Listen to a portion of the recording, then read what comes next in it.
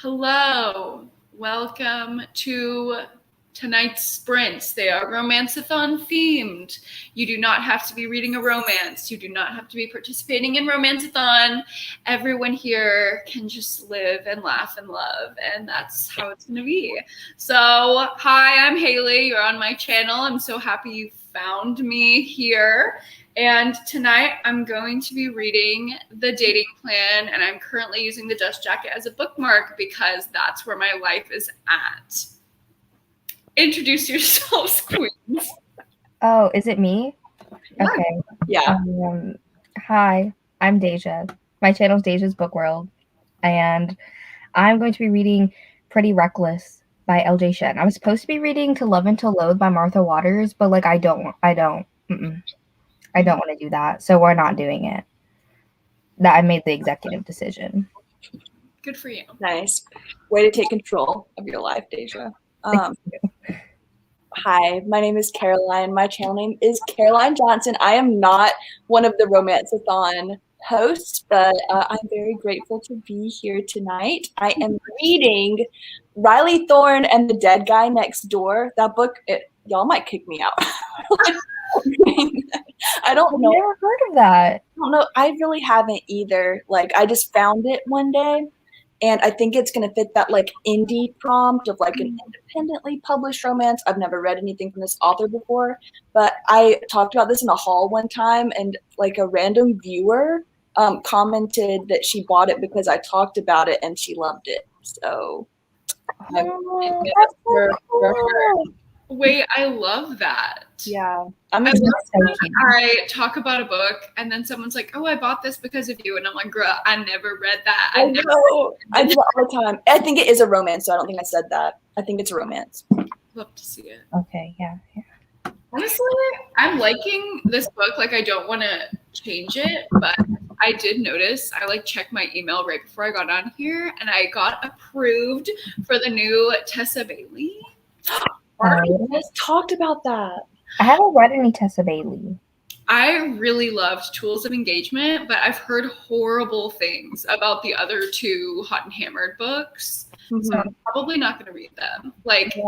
Every review of Fix Her Up, I feel is so bad. Apparently the main male love interest calls the girl baby girl, during smut scenes, during regular scenes, at all times, and I just can't buy it. I think I would have liked it more. I listened to that one on audio, and then I don't know. I just filmed a video where I said this exact sentence, but I look back on it fondly. I didn't love it when I read it, but looking back, I didn't hate it as much as I thought that I did. And then I am almost done with the second book, and I think it's better than the first one was. Well, then maybe I'll do the second one because I really loved the third one. I just skipped right to that one. Yeah, I'm excited for that one. That one I picked up because of Chandler, and I mean, I trust her romance recs to my deathbed, obviously. So I feel you can't go wrong. And she liked the new Tessa Bailey as well. So I'm kind of want to drop everything and read that, but yeah, stay tuned. Hello, welcome to the live. No, you definitely do not have to be participating in the readathon. Pick up a romance, pick up another book, sit and just simply watch, whatever you want to do. This is all-inclusive reading sprints. You don't have to be doing anything specific. There are no rules. Welcome. The idea of just someone sitting watching us read. I'm sure it happens. I do that sometimes. Well, not watch people just do nothing. I'll watch and then I'll do something else during the sprint. Hey Meredith, we missed you, Queen. Meredith. I can't imagine someone being no, these sprints are just for people in the readathon. I've never heard someone say that. I have. Oh no. It's fine. I won't name any names, but these are inclusive reading sprints. Wow. Kind of shook about that one. Hello, welcome. Hey, Brayden. It's Brayden. Great. Hey, Gwen. Gwen is here. Another Hi, host of Romance-a-thon. What are you reading? Tell us what you're reading in the comments. Yes, we are talking about It Happened One Summer. I might drop my current book and pick that up because I also got the arc. Should I just do it? Oh, I have an arc of that too. No, I'm forgetting. what? I'm going without an arc. Look, Haley, did you know that this is not romance related, but I was on Sarah's romance-a-thon live the other night. I was watching, and someone commented that the new Taylor Adams book was available on like the Get It Now NetGalley shelf, and I just like straight up downloaded it, and it's on my Kindle right now. Like, wait, where? What? Wait, what are you talking about? Do y'all have NetGalley? Yes. Yeah. So like, I just went to the Read Now shelf for NetGalley and just sent it right to my Kindle. I don't know if it's still available, but they did it on the release day. Like, it was on his release day. They had it on NetGalley. I was just like, it was like a loophole. Okay, the way I'm running, I'm literally running. The way, literally.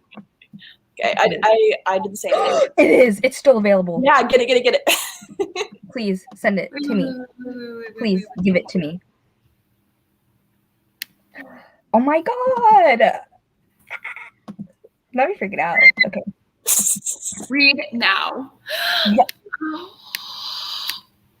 Caroline? She saved her life. I knew you guys would like that one.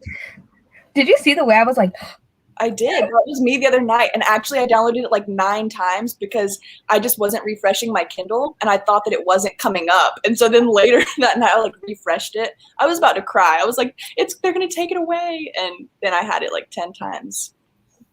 And it's safe. Also this Tessa Bailey book, I've had it since February. Oh. I literally got approved today. They said last round pick for you. I literally had it since February. I have a lot of arcs. A lot. Let's not talk about it. Yeah, I just had to post 2 reviews that were about to get archived yesterday. So I like No, you can post reviews after it's archived. You just can't download it. That's what I do. Like all of mine, like a lot of the books that I have on there have already come out. But as long as you have it downloaded, you can like literally read it like a year later and post a review and it'll still up your score. Yeah. I didn't know that. I've been like, stressing myself. Yeah, when it archives, it just means that you can't download it anymore. But you could still review it. Oh. Well, that's good to know. The more you know. I never knew that. I would like be stressing myself out like, no, I have to do this before the pub date. Like I need to respect absolutely not. all these large publishing houses that are giving me the arc. No, like I have way too many that already came out. Like the majority of the ones that I have already come out. Wow. Like why? Great and Pow, they literally stopped sending them to me. They're like, this girl does not read the books we're sending her. We're gonna stop. We're cutting her off. Yeah. I like don't get approved anymore. I've got to like my little percentage is like 20%. Like that's why. Well, I know, but like it's because I will like get on there in the middle of the night when I can't sleep and just apply for like 50 books and then act surprised the next morning when I get like they'll say like, yeah, you can have 45 of these. I'm like, why did I do that? Yeah. Well, I feel like when I do stuff late at night when I can't sleep, I'm like in a different state. Like I'm delusional.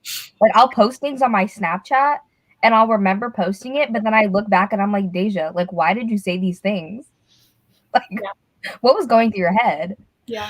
Honestly, your private story at times is a journey. Like it's an experience. It's a roller coaster ride. And that is completely fun. It is fine. Honestly though, like my close friend story on Snapchat or on Instagram is nothing compared to my actual like private story on Snapchat. It's way more of like a mess. Add me? Literally add me. Wow. Okay, what's your Snapchat? Oh my god, I'm not saying it on the internet. Put it on the private chat. What is the light? What is the light? I'm gonna put it in the private chat. Can you do them all, please? He literally shot one blind and then I'm sitting here with stripes. That's right. He said go off zebra. Not zebra. I think that's my name. I just said it. Okay. You're insane. Period. Whoa. Meredith's on the requesting a million books train. We love Yes. to do it. Yes. Meet You in the Middle. Never heard of her.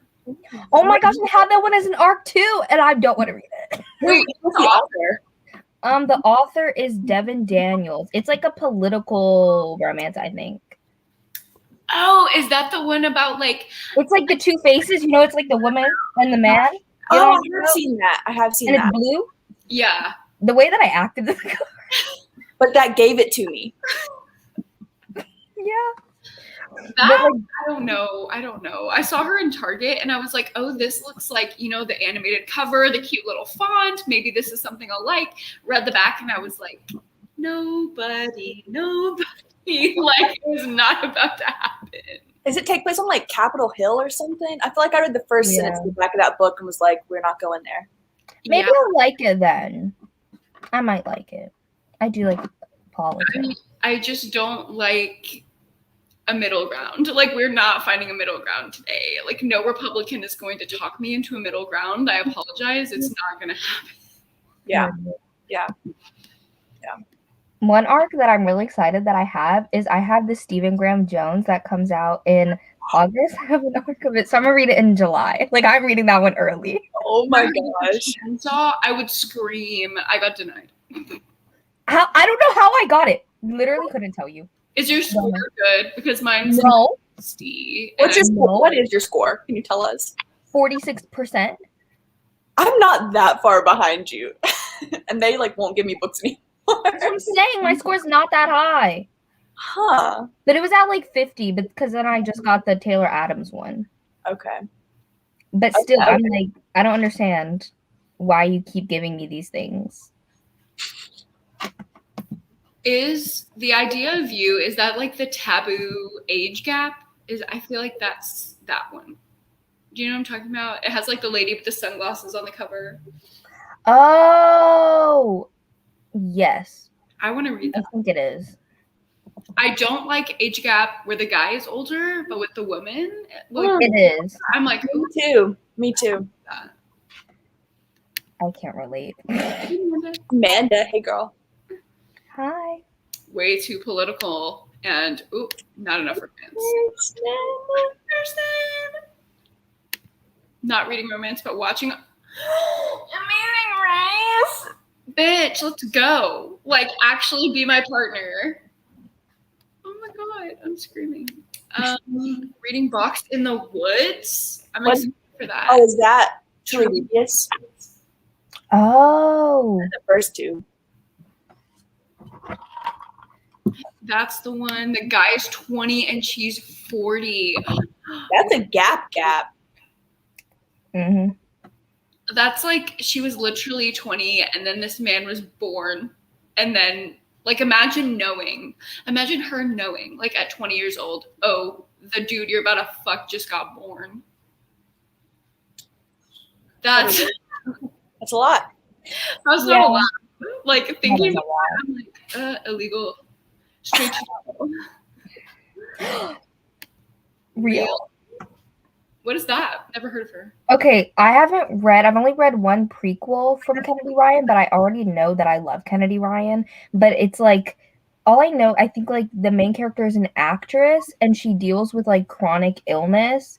And one of my friends, Bree from In Love and Words, that's her channel, she has multiple sclerosis. I think that's how you say it. And she deals with it like naturally, like through diet and exercise instead of like medication. And the main character in this does the same thing.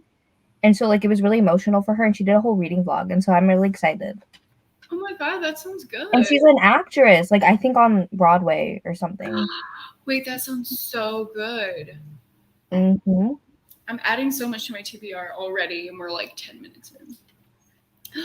Oh my god. Did Kennedy Ryan write the long shot? Yes.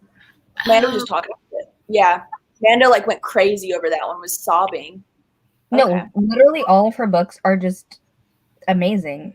Even though I haven't read them, I just know, you know? Does that make sense? Yeah, it did. I'm assuming this is about the idea of you, and I'm just wondering if some 40-year-old woman was like, I want to write myself into a hairstyles fanfic. Good for her. Honestly, go off. Same. Added to my TBR. The cover is so pretty. I love her. Like, she's wearing a red dress and it's just everything. Hold on. Yes, I want to read Long Shot.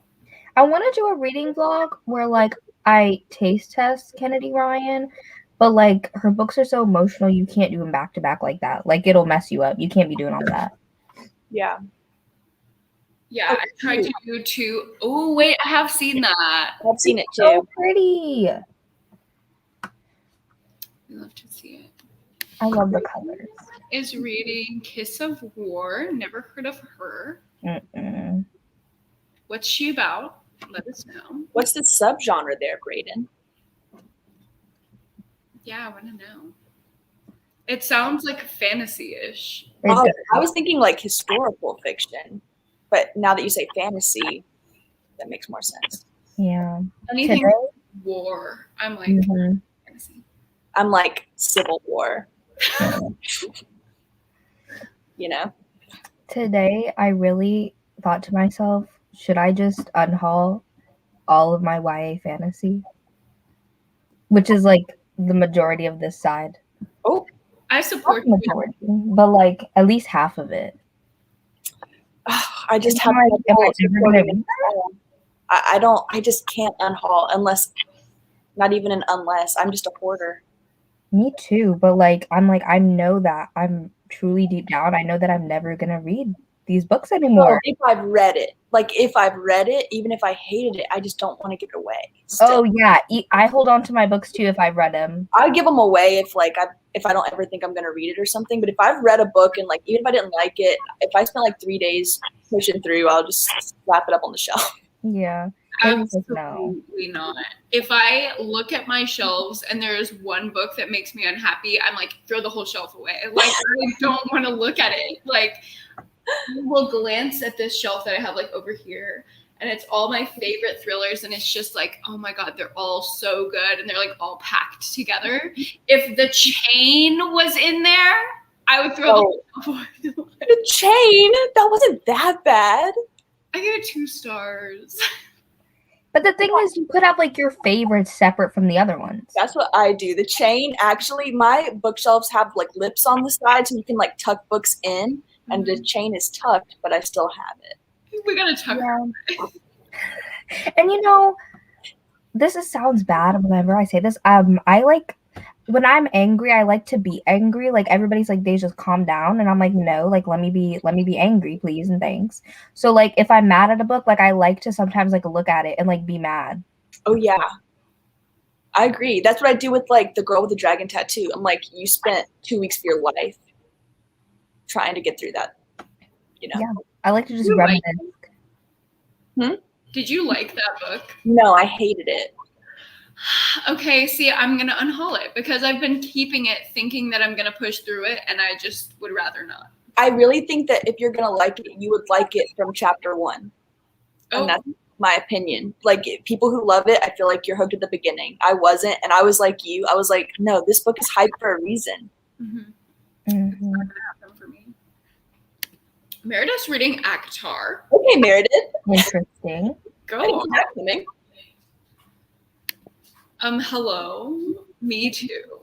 I'm Like just a hoarder. this is my logic. Like I love buying like extremely used books. Like I just bought a book the other day that's like it was very obviously someone's high school copy for their English class, and they like annotated it. It has like weird tabs, weird like angsty notes.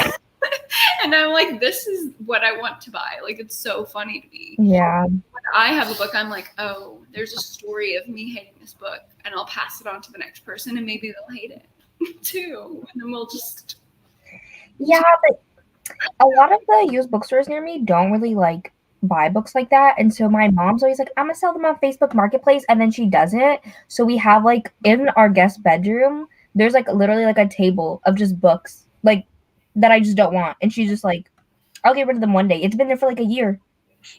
Do y'all have little free libraries around? We might. We've got one. They can't be put in a little free library. When I tell you, it could be like $100. Like because I was unhauling them over the course of like a year, and I would go to this convention called Y'all Fest, and I would literally get free ARCs and free books, like 50 every time that I would go, and they were all young adult. And so like after like this past year and a half, I was like, I don't really want to read this anymore. So I would just be like, I don't want it anymore, and I would literally give it away for free. Like I just don't care. I don't want it. But my mom is like very much just having a table of books in her guest bedroom. I don't know. Happy. Yeah. I take mine to like my used bookstore and get store credit. Mm-hmm. Yeah. All these bookstores near me like shut down. Oh no. That is so sad. I know. I'm excited for Strange-a-thon too, because then I can actually read thrillers and be happy.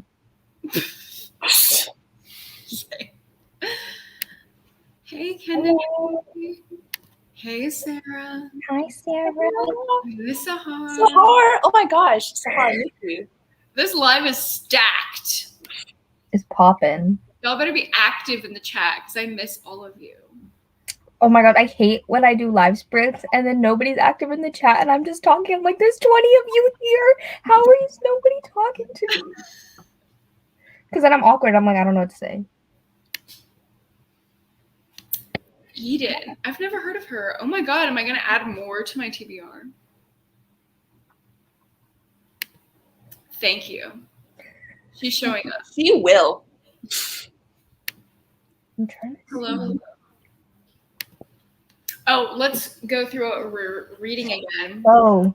The Dating Plan, this one, the book of the month. That's the one. I should be reading To Love and to Loathe because it came out a long time ago and I need to review it as an arc, but I don't want to. So I'm reading Pretty Reckless by LJ Shen.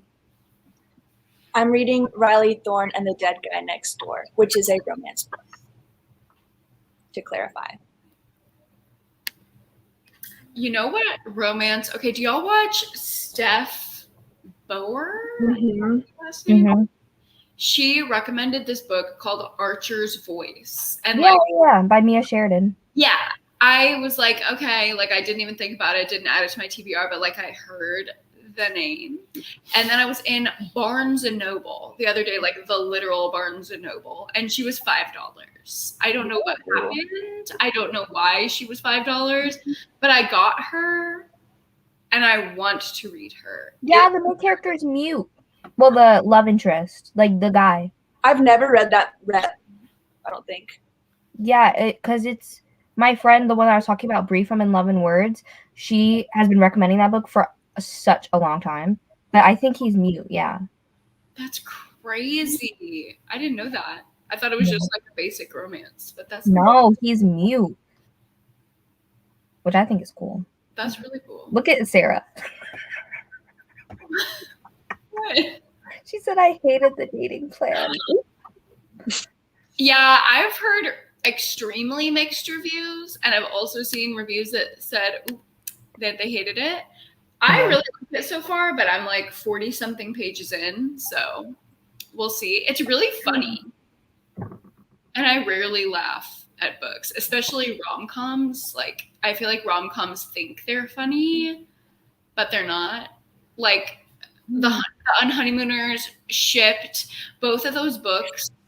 I enjoyed, but the whole time I was like, oh, you wrote that line and you thought it was funny, but it's not. I'm just so easily amused. Like, even if they're trying to be funny, I'm like, you're hilarious. I'm into it. Opposite. I won't. I've only read the Unhoneymooners, but I don't think I laughed at that one. One romance that I read recently that I really laughed at was The Chase by L. Kennedy. It had me rolling on the floor. I was living my best life. I don't know why. I was just like, this is so funny. Like I was loving everything. I laugh at anything Sarah Hogel does. Like the You Deserve Each Other, I thought was so funny. And then Twice Shy, I'm in the middle of right now. And like and again, don't trust me because I'm like, I laugh easily. But I think Twice Shy and You Deserve Each Other are so like funny.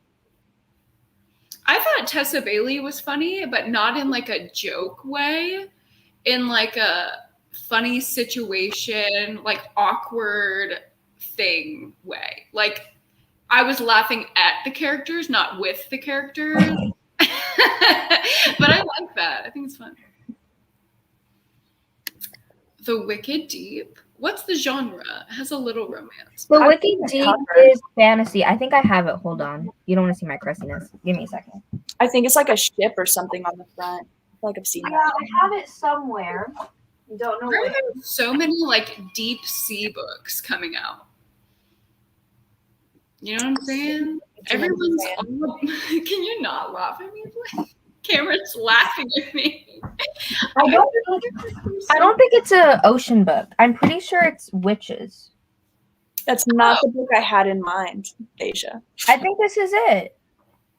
Yeah. Unless there are two with the same title. And there's also this one by the same author. Those are beautiful. Well, yeah. Don't know what they're about, but I have them.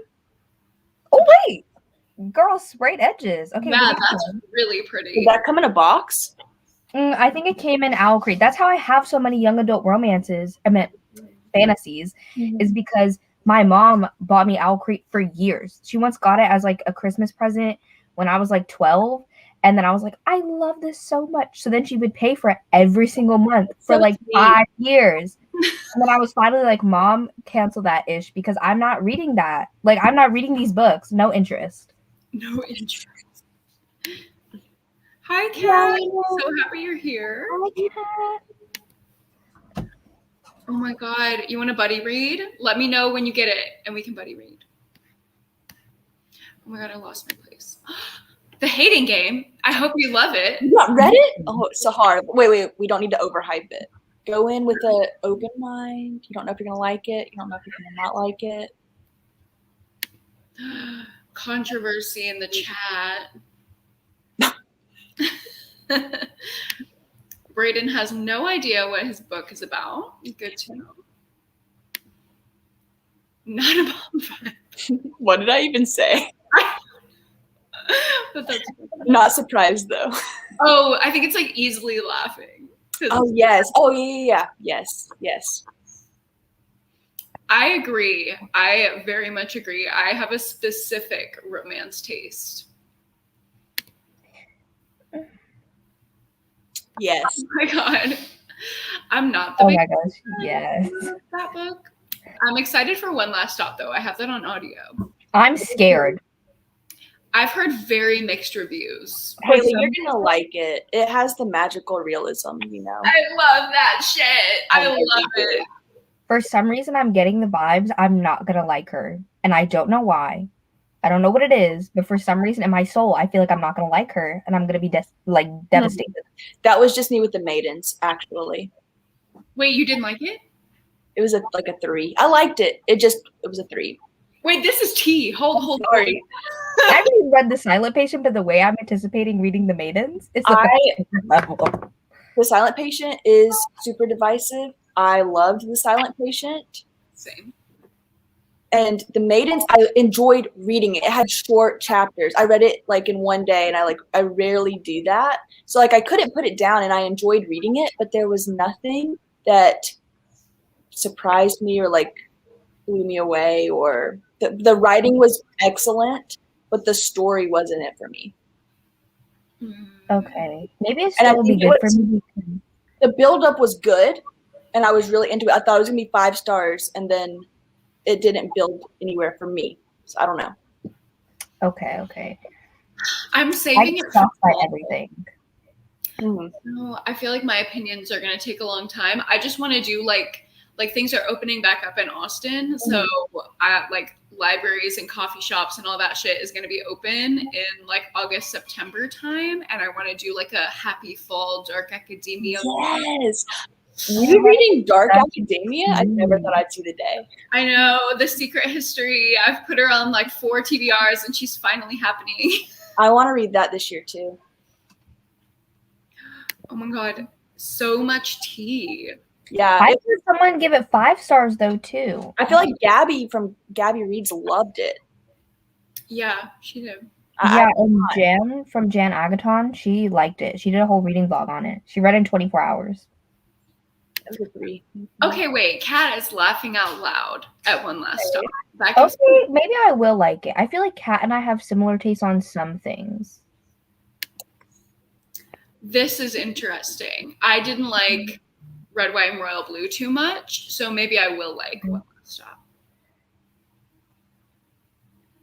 I don't know. That's a good point. I never hear any critiques of Red, White, and Royal Blue. I will be the first one to critique that book. So obviously, I'm not of Mexican descent. I cannot comment on this, but if anyone has an opinion, please let me know. I've heard mixed things. Like, I've heard some people say that it's bad, and then other people say, like, they didn't really care. Like, it was just like... Yeah. What was the book that it wasn't significant. There was like a thriller that was apparently like horrid with Latinx representation. And I saw a lot of people giving it 5 stars, and then like all the Latinx reviewers were giving it 1. And I was like, okay, we need to be listening to people that are relevant to the representation. Has an average rating on Goodreads. I saw that too. Oh God. That's so funny. I'm so nervy. Oh my God, wait, Haley, I bought The Patient. Oh my God. Caroline loves her. I love that book. Okay, I bought The Patient at work. Wait, no, I got it from Amazon. I work at Barnes & Noble, so it's very difficult for me. I didn't know that. Because I just started there like a month ago. I've only bought 1 book. The only book I've bought in is Verity. I've literally resisted for a month, and I only got 1 book. I have an unpopular opinion about Verity. About Verity? Wait, drop it. I want to know. No, I'm the only person who just did not like anything about it. Everyone else loves it, and I understand why everyone loves it, and I didn't like it at all. And I can't help it. What didn't you like about it? Anything? The only thing I liked was the twist at the end, and I can't talk about that. Yeah. But I didn't like the romance at all. I didn't like anything about that type of like crossover into the genre. I thought I was gonna like it because of the publishing world and like the writing world, but then it just turned into the love story. I guess I did like the diary entries. It was like a 2.5 for me, but if it wasn't anything Verity was writing, I wasn't into it. And then she wrote about like the romance scenes a lot, so I couldn't find that middle ground I wanted. Haley, you loved it though. I give it 5 stars, but I had only read 1 adult romance book before I read Verity. So I didn't know a lot about my romance taste, and I went in like conceptualizing it as a thriller and not a romance. I didn't give a fuck about the romance. I thought the smut was fun. I thought it was really well written. Like Colleen Hoover always does amazing smut. So that was like spicy and fun. And then I loved the thriller aspect. Like, is she a ghost? Is she alive? Is she dead? Like that whole questioning thing. I love that. It was very Riley Sager-esque for me. Oh. Yeah. And I read her by the pool. So it was like, spicy, fun, scary. I'm tanning and nobody cares about anything. I'm not being analytical. Yeah. You know what? I've never read a Colleen Hoover book. That's the only one I've read. Same. That was my first. And then she got me good with that one. And I hated pretty much everything else. So. Have you read Layla? I want to read Layla. Haley did. Yeah, you read that. I gave it a 4. Okay. But the thing is, like, I like the outline of the plot more than I liked the execution of the plot. Like, everyone I know who doesn't care about Layla, like, getting spoiled, I will tell them the entire plot because I'm like, oh my God, you just need to hear about this book. It's so crazy. But my mom, I told her the entire plot of Pretty Girls, and she was like, oh, like, that's not that dark. I said, Mother, what else would be darker? Like, what has your mom been reading, Deja? What? I said, what has your mom been reading? I don't know. I don't even know. I want to do a reading vlog again where I taste test Colleen Hoover, and I can't decide which books I want to do. I want to do It Ends With Us and this one, and I don't know the other third one I want to do yet. I like November 9. If November 9. I like a book, maybe that, but Ugly Love, I've seen people really love it. I really hated it. So if you want a controversial pick, maybe that. Interesting. I feel like people hate November 9 a lot. Yeah, her books are very like divisive. Yeah. If you want to laugh, not with, but at, I will recommend Confess by Colleen Hoover. It's literally so bad, but the audiobook is like 6 hours long. You can literally fly through it if you want to just throw something in the blog. Yeah. Also, for the person who asked they want to start reading thriller books with a couple, you should read romantic suspense. You're welcome. Ooh. Look into that subgenre. You'll love your life. Promise. Queen. I haven't read that much in that subgenre, but it's literally romantic suspense. Like, they're with mysteries and romance. Like, that's the whole thing, is a romance with a mystery, and they're all like running away from stuff normally, like a murderer or something. This is also, I've heard, really good. It's on my. I've heard bad things about Heartbones. Did she independently publish that one too? I think I feel like she indie published Verity and Layla at maybe Heartbones. I think Heartbones is too, because I haven't found it in a bookstore, but it's all over Amazon. And I know, obviously, Amanda liked it. Kirsten liked it. Brennan liked it. Like, so many people are in love with it, but apparently there's mixed reviews. Yeah. The two romantic suspense books I've read, I haven't really liked that much. But I'm reading another one this month for my book club, Black Lace by Beverly Jenkins, and it sounds really good. I love that title. K.A. Tucker has a romantic suspense or like a romantic thriller book. Oh yeah. It's on my TBR for forever. I don't know what it's called. It's on my Goodreads TBR, but it's same author as Simple Wild. She has like a romantic thriller or something. I'm going to find it right now. Let me see if I can assist. Keep Her Safe, fiction, thriller, romance. Okay, I'll have to check and see if that's it. He Will Be My Ruin by K.A. Tucker. That's what I was thinking of. He Will Be My Ruin, I think. Wait, she has so many. I know. I've been sitting on them for a while. Yeah, I was thinking of He Will Be My Ruin. Oh, and it's like a 3.92 average. That's pretty high. That's really high. Oh my god. Wait, what? I'm looking at like the subgenres of all K.A. Tucker's books and like finding all the thrillers and adding them to my TBR. Say You Still Love Me by K.A. Tucker is fiction, romance, and business memoir. Mistake. Either that or she's just going for it. That doesn't sound like it adds up. Business memoir. The math is not mathing. Are you on Storygraph right now? Yeah. Oh, yeah. I stay on Storygraph. I never leave. I love Storygraph. Storygraph. I can't wait for more people to consistently use it so that I can like understand the numbers better. Does that make sense? Yeah.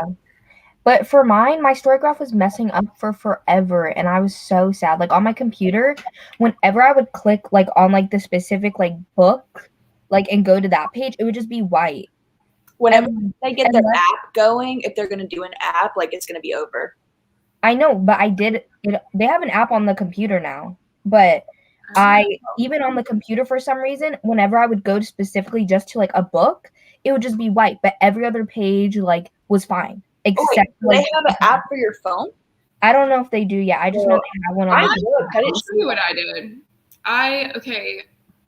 I'm going to expose myself a little bit with my Draco theme that's like still hanging around. We know. But I have like this little Storygraph thing. Yeah.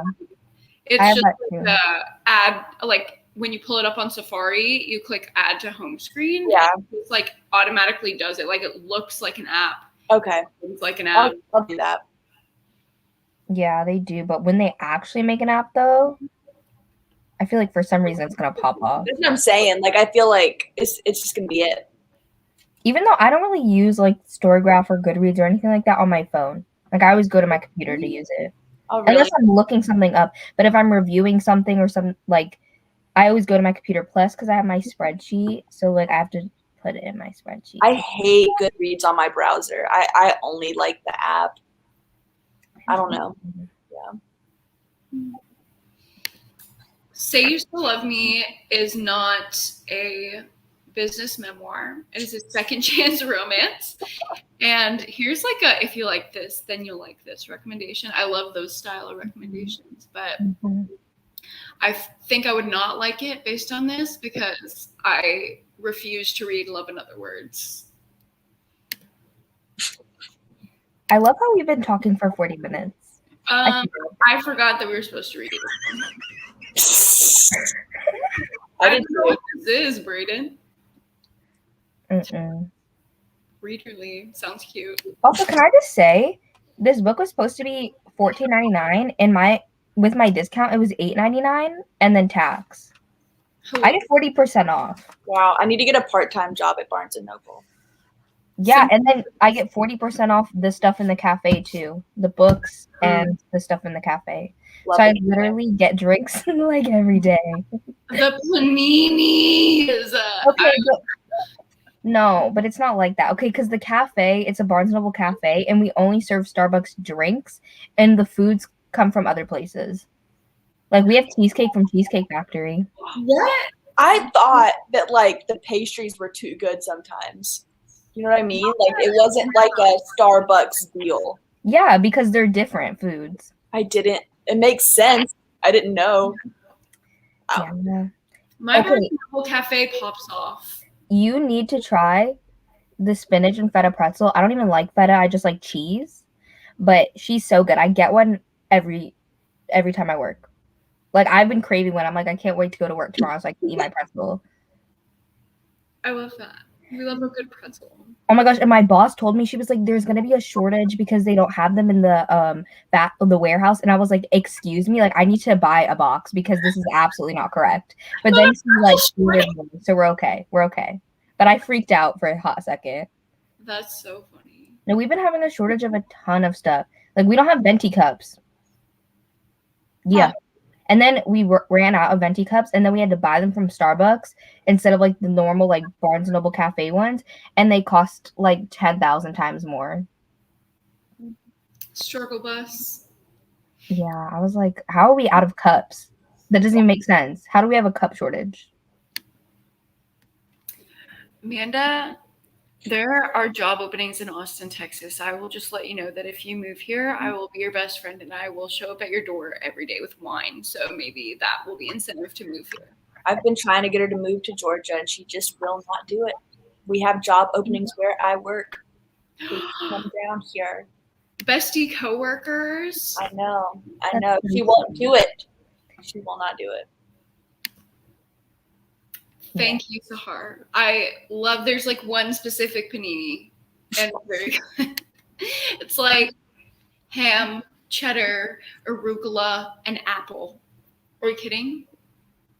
I'm gonna scream. Apple? Yeah, like it's like a warm cinnamon apple. Like it's not crunchy, it's like soft. You know, I just don't think that one would be for me. Me either. So fall. Every time I feel the leaves dropping on my little face, I'm like, it's time to go get my panini and shop at Barnes & Noble.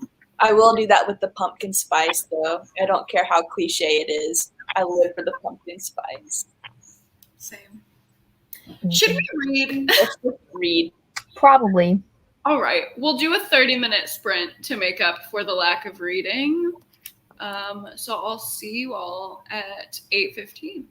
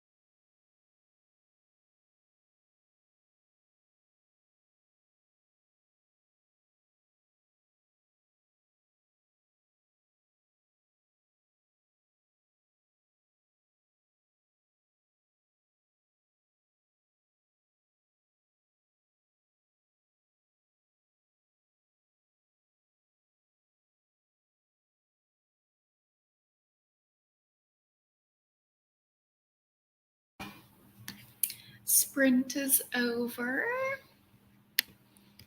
How much did y'all read? I read 13%. And I ate 2 hash browns. Oh my god. Percent. Oh, and I changed because, yeah.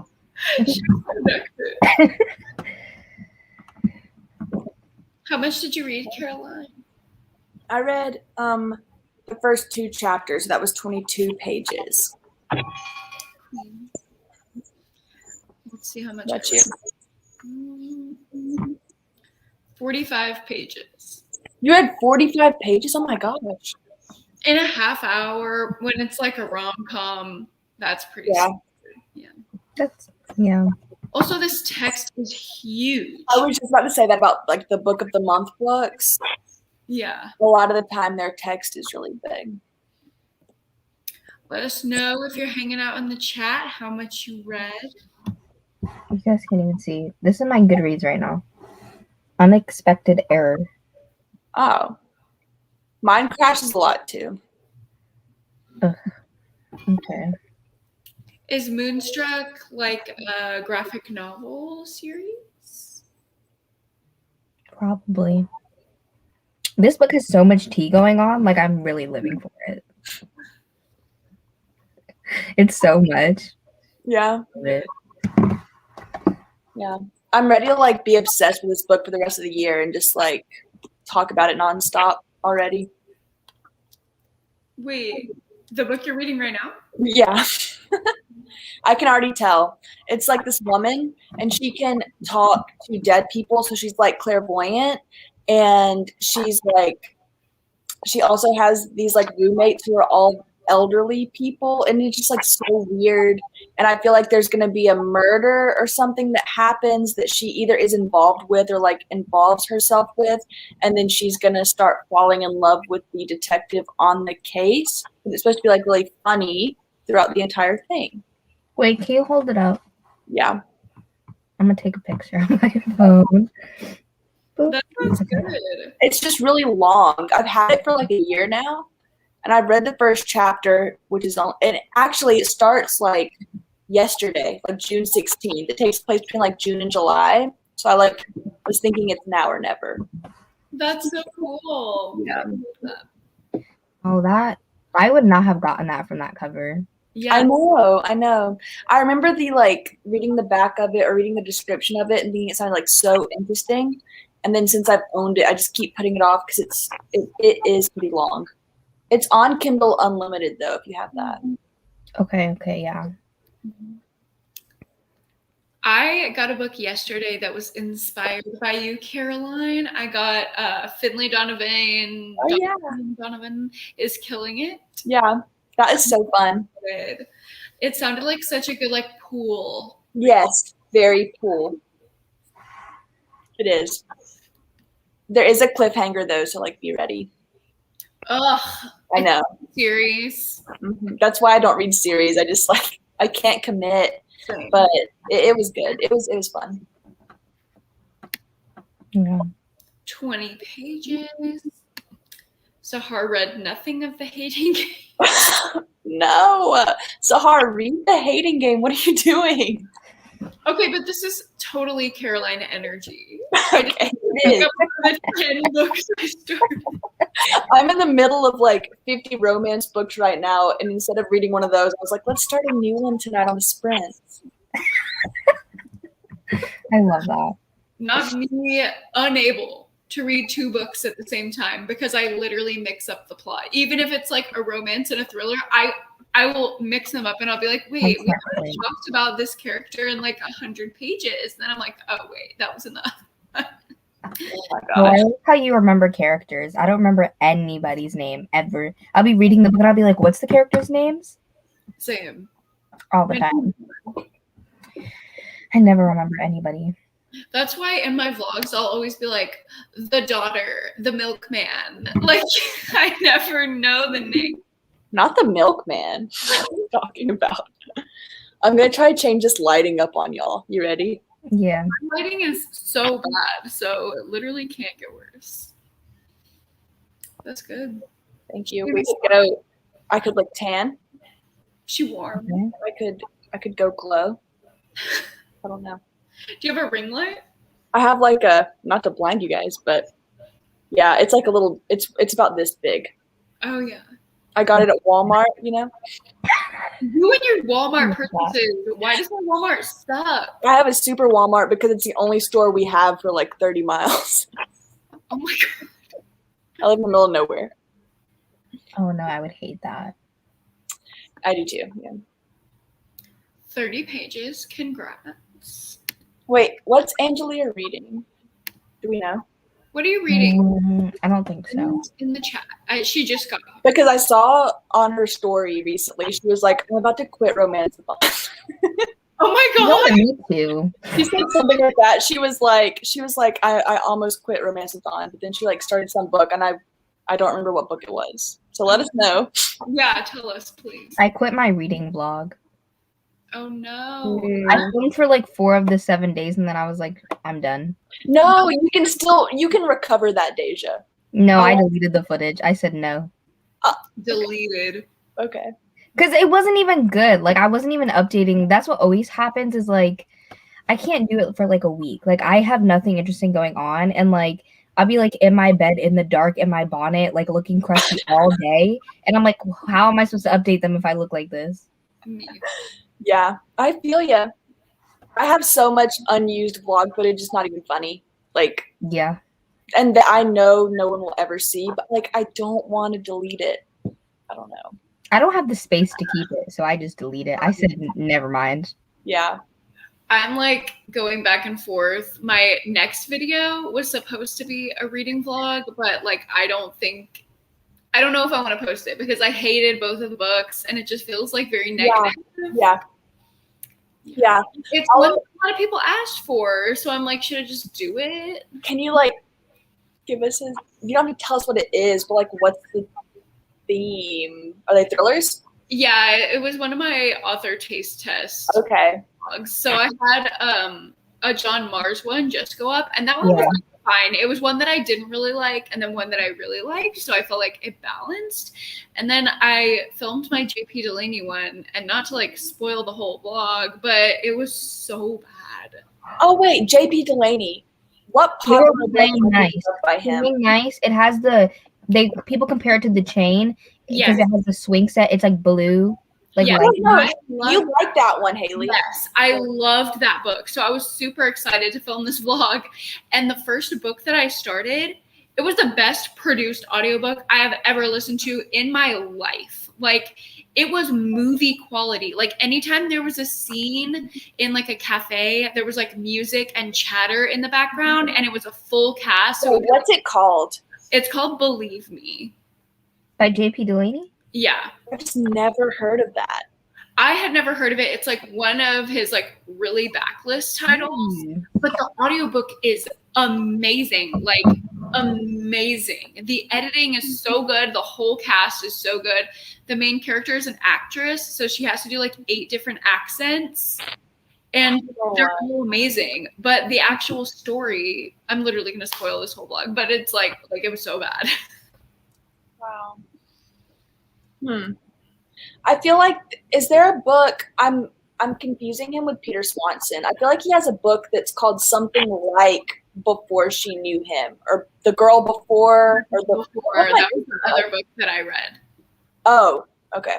Yeah, that's always available on Libby, and I've had it like 5 times, and I start listening to it, and then I'm not into it, and then like return it. It's very British thriller. I have trouble with British accents too with audiobooks. Like, really, I don't know what it is, but I have to listen. I like 1.5 or like slower, or I don't know what they're saying. I love British accents, so I was excited for it, but if I don't like a British thriller, that's like kind of how you know it sucks. Because even some British thrillers that suck, I'm like, oh my god, the vibes. We're in London town, like. Yeah. So yeah, please watch it, even though it sucks. Oh, I will.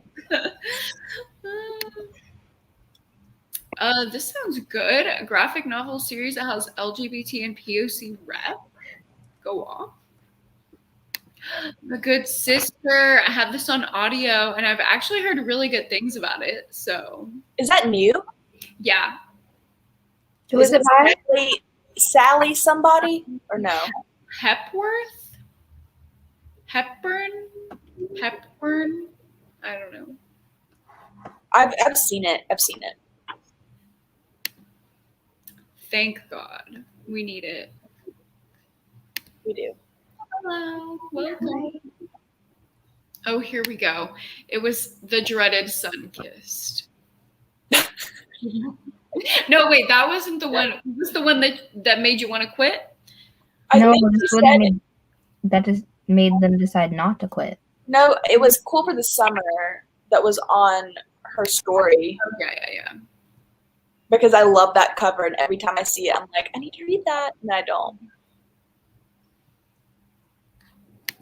I felt that. Me. I felt that too. Is she talking about in vlogs? Just in general. Like, how are you going to vlog if 95% of the time you look busted? That is me. Like, in these vlogs, you guys do not want to see that. Because in my mind, I'm like, I'm just going to talk about the books I typically care about, and I will put it on my computer screen, and like, no one can ever see this. Yes, I see myself, and I'm like, absolutely not. This was not cute. I don't know who let me film like this. I know. Every reading vlog I film over the summer, like, I'm in and out of the pool, I'm like showering, I'm like sweaty. So I always have like wet rat hair, and it's so bad.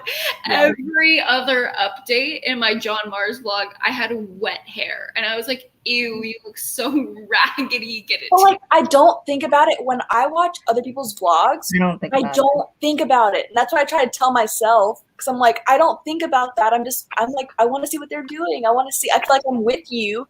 When you have your wet hair, I probably have wet hair too, you know? Like, I feel like I'm with you, and I try to do that with my vlogs. I'm such a hypocrite. I'm like, no, I put my makeup on. I loved the vlog that you just posted. I literally felt like we were hanging out. That was a vulnerable one. It was so fun. That is what I do every day.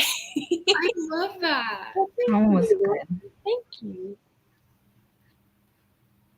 Sally Hepworth. That's the author. Okay, yeah. I watched it. Many people have recommended it, but I haven't watched. It's not great, but I stuck with it to the end. What is that? It's like, it has multiple timelines. It takes place in the summer of 1993, 1994, 1995. And we follow two different characters. One's like the popular girl at school, and the other one's kind of like the hidden girl at school. Oh, is it on Hulu or something? Yes. I saw a trailer for it like while I was watching. And then she gets like kidnapped and groomed, and then the other girl takes over her life, and then the one that's kidnapped claims that the other girl saw her, and then there's like suing going on. It was a lot. Wow. The end did have me shook though. I was like, not everybody lying. Like, everybody lied. Everybody had a lie to tell. Interesting. And I was like, so many people said I would like it because it was like a thriller. But you might. I mean, I think it was kind of like, it wasn't great, but it wasn't bad. I enjoyed my time reading it. I meant watching it, not reading. I'm so picky with what I spend my time reading, but when I'm watching something, I will watch trash all day and like not feel like I wasted my time at all. I'll watch 8 hours of Love Island Australia or something and just feel completely fulfilled, you know? Yeah.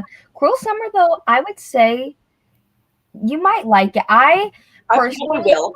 The first, like, the majority of the season I thought was okay, but I didn't have as much of an interest in, like, the girl. Like, we followed her. The one that's trying to take over the other one's life, we follow her for, like, the first 5 or 6 episodes mostly. And then in the other, like, later half is when we find out, like, about the other girl who, like, got groomed and kidnapped. And I liked that part a lot more than the other one. I was like, I don't care about you feeling sad about you looking crusty and dusty. Like, I don't care. I'm going to watch that this Saturday.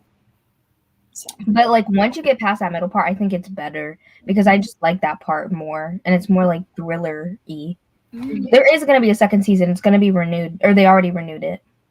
It's always so interesting to me when like something could be cut off after one season. Like what makes them decide to continue? Like where they you've watched it, so like do you see where it's going, or they just renewed it to renew it? I mean, it definitely ended on like a cliffhanger kind of, because it's like the character like lied, and then at the very like last scene you find out that they basically like they lied. Like you find out everybody's lying in the show, so you don't know who I'm talking about, but like basically like she was like, oh, like I didn't that wasn't me, okay, that I was not that girl. And then we find out that she was that girl, and so then we were like, and then it just cut off, and I was like, excuse me. Okay, I'm intrigued. Yeah, I kind of want to watch it. I was like, not you just cutting it off. Like, that was not okay. Like, I wouldn't call it a cliffhanger, but it was just very abrupt. I was like, you transported me because the unexpected occurred. Mm-hmm. Okay. I have read One of Us Flying. Have y'all? Yes. No.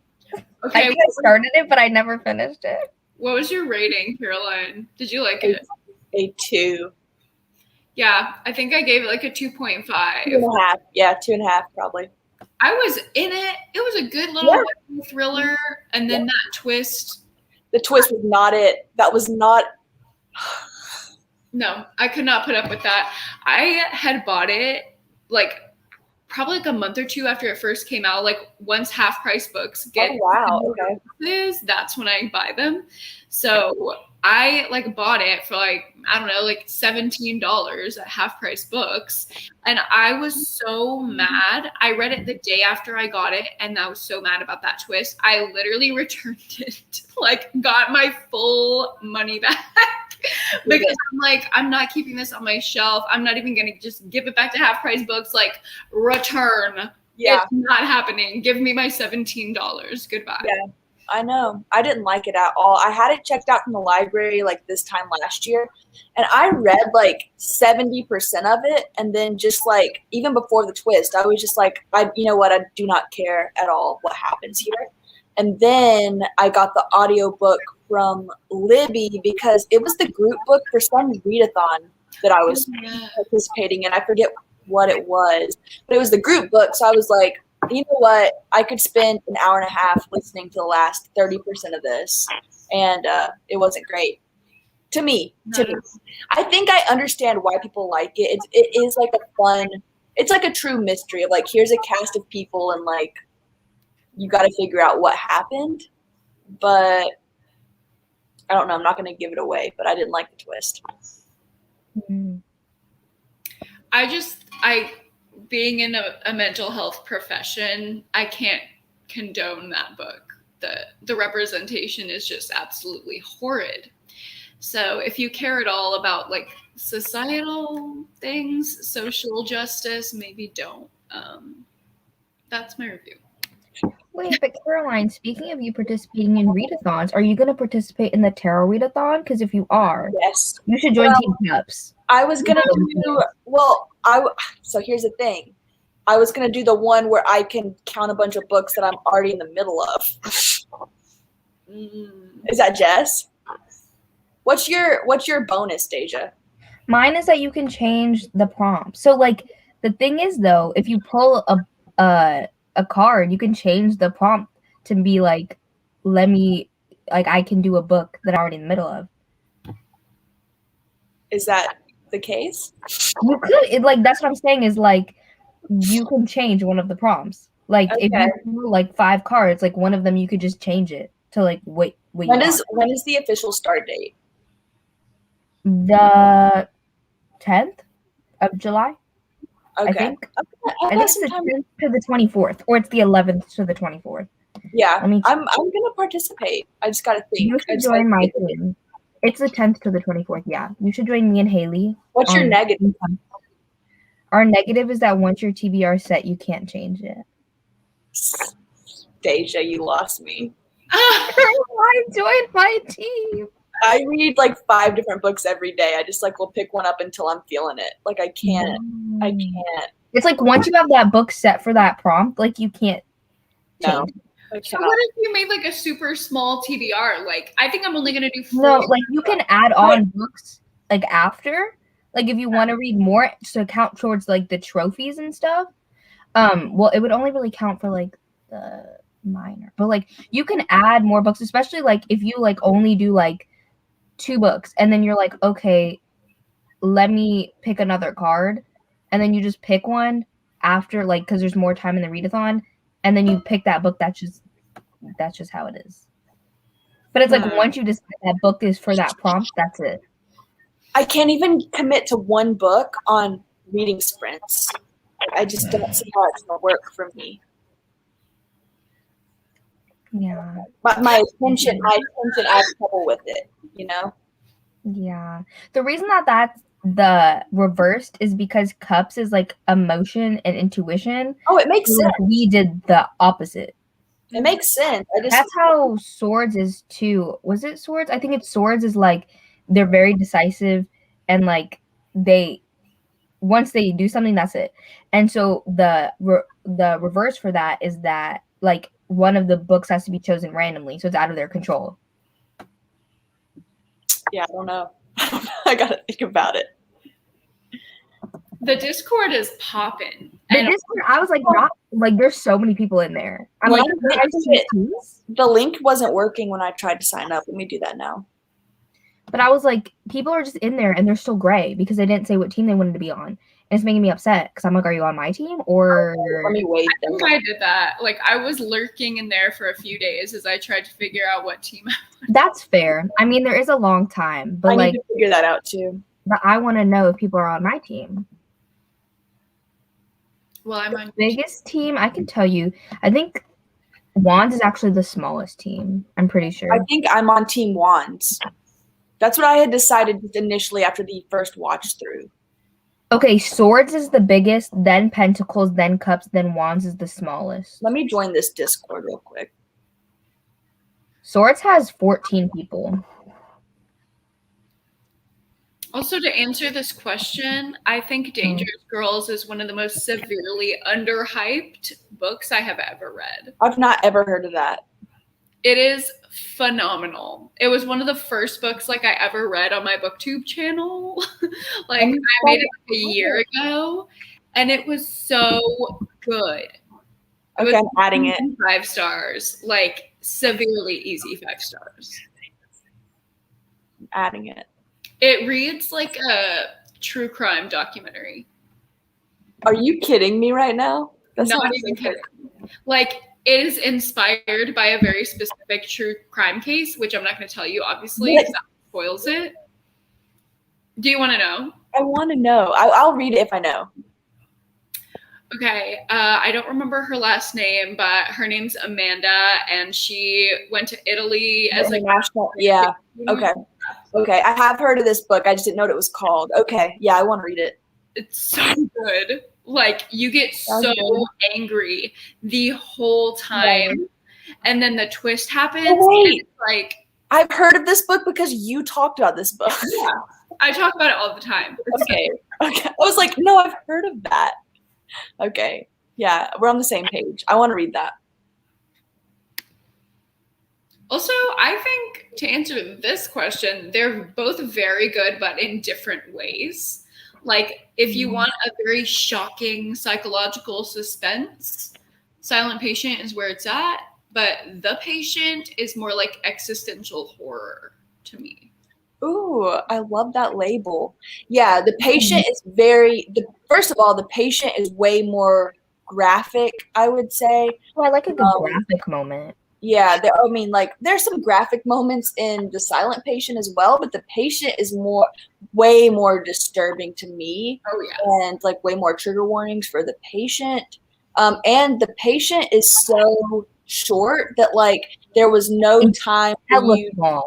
Yeah, there's no time for you to get bored. There's no time for you to like be confused or like not know where something is going. Like you're just in the moment the whole time. And I also think that the format of The Patient, of it being told like in retrospect from a blog. Is it a blog, Haley? Like It's like Reddit posts. Yeah, it's like these posts. So I don't know. I just feel like they're very different. The titles are similar, but like, and also they both take place in these institution places. But other than that, they don't feel similar to me much at all. I would say you will like The Patient if you liked The Grown Up, the novella by Gillian Flynn. That's good. Yeah, I agree. Interesting. Also, Amanda, are you gonna join Team Cups or like let me know? Cause How do I join in this Discord? Which thing is it under? what do you mean? Introduce yourself, or I can just. Did you just join? yeah, I did. I can just put you in it. Can I be in? I think I'm in Wands. Is that the one? Yeah, I just changed it. Okay, thank you. Even though you should be in Cups, but it's fine. Discord is an app, and there's links usually to every readathon, like for different Discord threads. So once you join the thread, you can like talk to everyone in the readathon. I love Discord. I do too. I love it. I was like popping in the Thrills and Chills Discord. I thought that was so fun, but I was the only person speaking. I'd like reply back like, yeah, I've read that too. It was like me and Gio were talking like all day. I love Gio. And then like one person would be like, hey, I read that. It was fun. I love the readathon. I'm just saying though, if these people, by the time the readathon, if I see any gray people, I'm putting them in Cups. I don't care. They have till July 10th to figure it out. And if they still gray, if they have not decided, they're going to Cups. Point blank period. There you go. I want to win a trophy, okay? Yeah. Okay, I'm not sure what this was referring to. I'm thinking Talk about Dangerous Girls. She figured it out. Oh, Dangerous Girls. Okay. What are we reading? I'm reading The Dating Plan by Sarah Dessy. Oh. I'm reading Pretty Reckless by LJ Shen. I'm reading Riley Thorne and the Dead Guy Next Door by Lucy Score. Okay, I kind of need to talk to you guys about this book because the tea in it kind of has me shook. Let's hear it. Go for it. So basically, it's like there's like a little like prequel part to it, but basically the main character, her mom is like a super famous like ballet person, ballet dancer, and then she became like a teacher, and she's like super like not great at ballet, but she's there and she's trying anyways. But her mom loves like this other ballet dancer, and like it kind of makes her jelly because she's like, ooh, like my mom loves this other girl and not me. And she thinks that this other girl's rich, but she's actually not. She's low-key dirt poor. And then one day when she's like out, this guy comes up to her and is like, oh, like her age. And it's like, oh, you look lonely, like you could use a friend, like let me be your friend. And like gives her like a really rare like sea glass thing or something, like a piece of sea glass. I don't know. But then at the same time, like right before, the other girl that her mom likes applied to like this super huge ballet school, and her mom was going to pay for it because they're hella rich. And she found like the letter in her mom's purse because her mom like went to the bathroom or something, and she ripped it up with the boy, like ripped it up and threw it in the trash. He didn't know what it was, and he was like, oh, like you're throwing this away, like let me help you, and threw it in the trash. And so then she didn't know that that is the girl's twin brother. So he just ripped up his own sister's letter. And so then he like goes home, whatever, and they have like a stepdad, and the stepdad like started like beating on this girl, and she's like, I can't do this no more, let me dip. And then she just disappeared and like never to be seen again. And so she's like, he figures out that like he put the context clues together when he figured out that letter was his sister's letter. And so he was like, if like she got the letter, she wouldn't have run away, like because she was supposed to get it that day and the letter never came. So she was like, I didn't get in. And so that was part of the reason why she dipped, plus this man beat up on her. So she just dipped. And like he's like, well, now my sister's gone, it's been like 4 years, she's gone. And so then it's like present day, and like he is like the quarterback of one school and she's the head cheerleader of another school, and the schools like hate each other like tea. And so then he's like, oh, one day I'm gonna get revenge on her because my sister disappeared and probably dead because of her ripping up my sister's thing. And then his mom dies. Like right now, like present day, his mom died. And so then like her mom, the ballet dancer teacher, feels bad that his mom died from like overdosing. So then she's like, let me adopt him. So he's gonna become her foster brother. Why does this sound like Riverdale?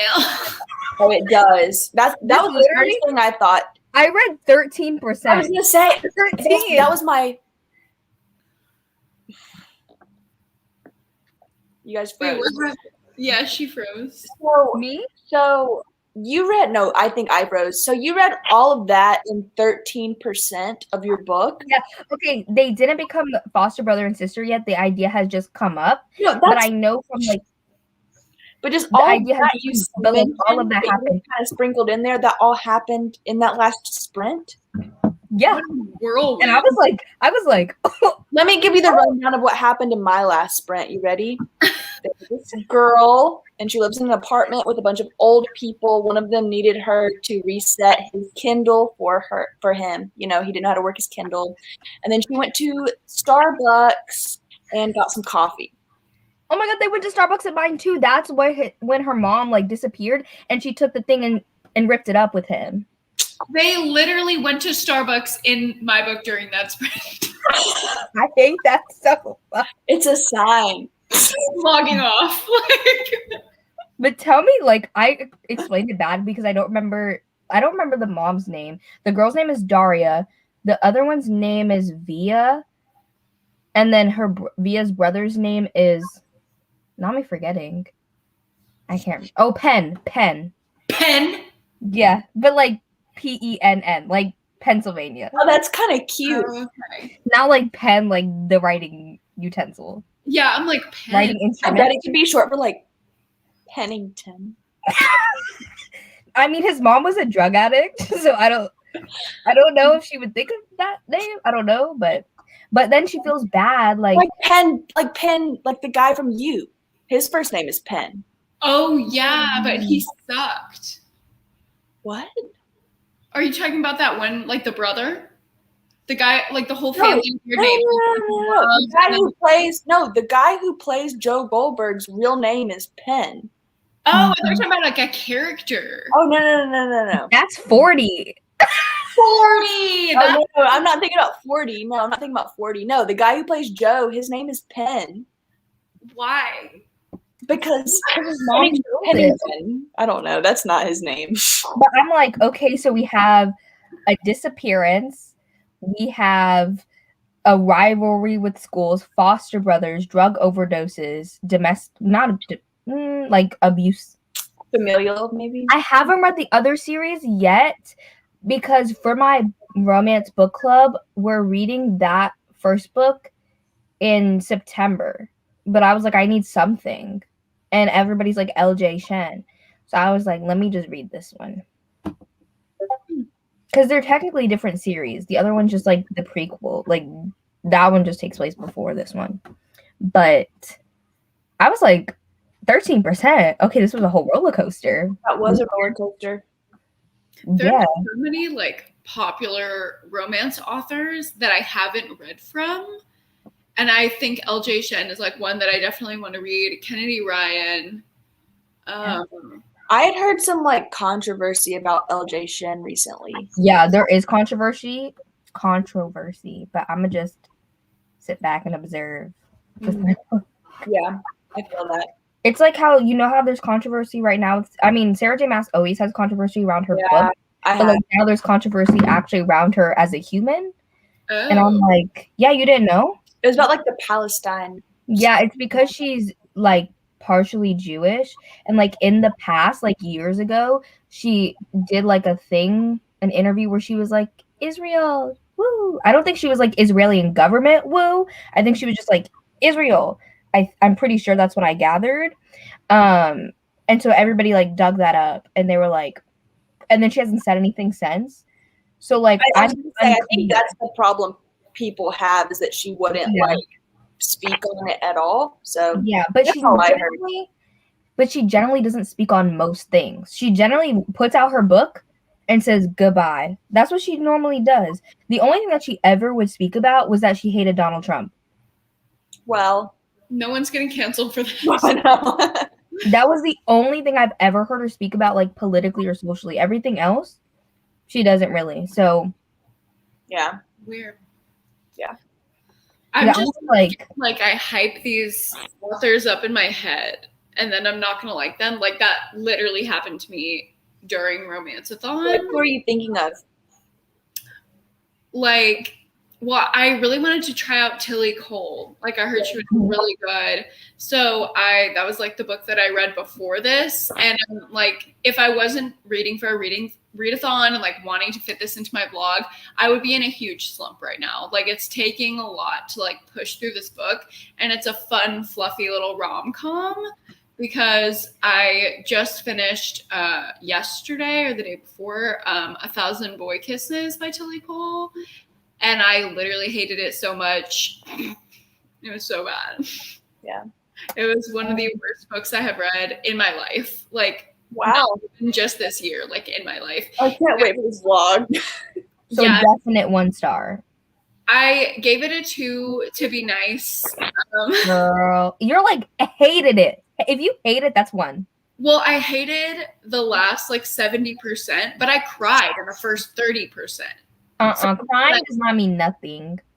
It made me feel something. So I'm like, oh yeah. And I read this, I like buddy read this with Nicole and Amanda. So I want to know your thoughts because we haven't talked about it yet.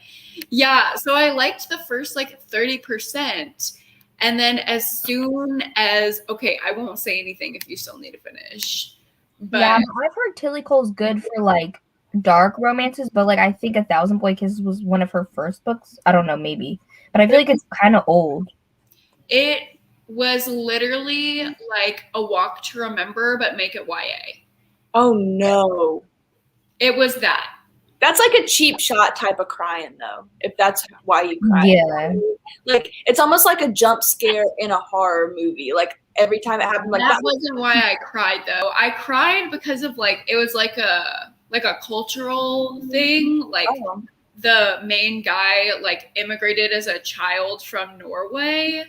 And he like has this like cultural struggle, and I just like really felt the emotion around that. And like he was like not being accepted by anyone except for this one girl at his school, and it was like, oh my god, like it was more of like that type of cry. It wasn't. I didn't cry at that. Like once that twist hit, like the Walk to Remember twist, I was checked out. I was done, and it was also like very weirdly religious. And I'm a religious person. Like I identify as a Christian gal, but it was too much for me. Like, yeah, it was just not realistic in any sense. Like usually when a traumatic event happens or like something bad happens to you, like there's a mix of emotions, and it's not realistic or enjoyable to read a book when someone's going through something hard and they're like, I'm just going to stay positive because the Lord, like, that's just not real. Yeah. Yeah. Okay. Those are my thoughts, Amanda. I really am interested. It's cheesy too. It's so cheesy. Like, there's a whole paragraph that is basically like glorified motivational posters, just like all spelled out after each other. Like, dead ass, this is not a joke. It was like, one day I woke up and I realized I should follow my dreams, follow my heart, and no one can dull my sparkle. And I'm going to keep hanging on. And I was like, this is not a real book. Like, this is literally like the cat hanging motivational poster. Okay, but this might be like a loose comparison, but that's how I felt at the end of the Southern Book Club's Guide to Slaying Vampires. Absolutely not. I gotta go. No. No, this is not the correct picture. Please and thanks. Absolutely not. Me and Deja stan that book. So I do too. I stan it as well. But at the end of the book, she was like, look at me, I'm a woman. And I also read, and I also redacted for spoilers, you know? Mm-hmm. That's how I felt. I just quoted the book. You know, she was coming into her own. Leave her be. What is going on this Discord chat? Because Yeah, I know. I'm like getting ding ding. Hi, Cammy. people are joining. Join Team Cups, please. Yeah. Okay, but the thing is, though, this is the thing too about the cups. Even though you can't change your TBR once you do it, it's like by that it means like once you put a book for that prompt, that's it. Like you can't change it. But if you DNF the book, then you just pick another prompt and pick a new book. Right. Like during the readathon. Like if you like read as you go, like some people do that. I guess if you wanted to just do like whatever, just go at it. If you just want to like pick 5 books and if you DNF it, then you only read 2, that's fine, I guess. But you only read 2. You just can't put a new book for the same prompt. Making a pitch. We love to see it. Caroline's most definitely frozen. Hello. I'm not. I was listening. I was just like, I'm not. You were like this. I swear you were. I feel like I just disassociate on camera all the time. I'm just like, I'm scared. My mind is. Okay, yeah, like this, I highly identify with that. Like, if you have any kind of mental illness, please do not read 1,000 Boy Kisses. Okay. You'll want to punch the main character. Like, I'm like, girl, you don't wake up every day with major anxiety and wanting to die. Like, Yeah. I want to punch her. I hate her. Yeah. Like, I don't know. I'm very pessimistic, but also very optimistic at the same time. And it's very confusing for me. I feel that. I kind of do too. I think it's like an every other day type thing. Yeah. You know? Yeah. I think it's like circumstantial too. Like in some realms of my life, I'm like, this is just going to go bad. Like, I just already know it's a self-fulfilling prophecy. I'm going to fail. And then about other things, I'm like, no, it's fine. Like, it'll work out. It'll be fine. Like, I will be 8 books behind on my TBR with 3 days left in the month. And I'm like, it's fine. I'm going to finish it. It'll work out.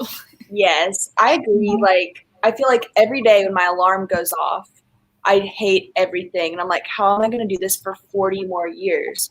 But then I'll have my little motto, my little mantra of, if you can just make it through today, and then ... It's just like you have to do it again tomorrow. But when I get home from work, I can read or I can do like sprints. It's kind of depressing, but no, I love that you have a mantra because I tell my clients to come up with mantras all the time when they have like trouble with motivation. Mm-hmm. And one of my clients' mantras is, I can choose my path every day. And I literally... I might change my mantra because there's no second half to mine. It's just, if you can just make it through today, then what? You know, like I don't have a then, but, you know, it gets me through. Mm-hmm. I love that. But like, now it feels kind of real like that because I don't know why high school feels like such a freaking cage. And like, I was like, high school, I can't do nothing. I'm in high school. But now I'm like, if I were to drop out of college, peace out, I can. I have the option. I mean, I could have dropped out of high school, but like.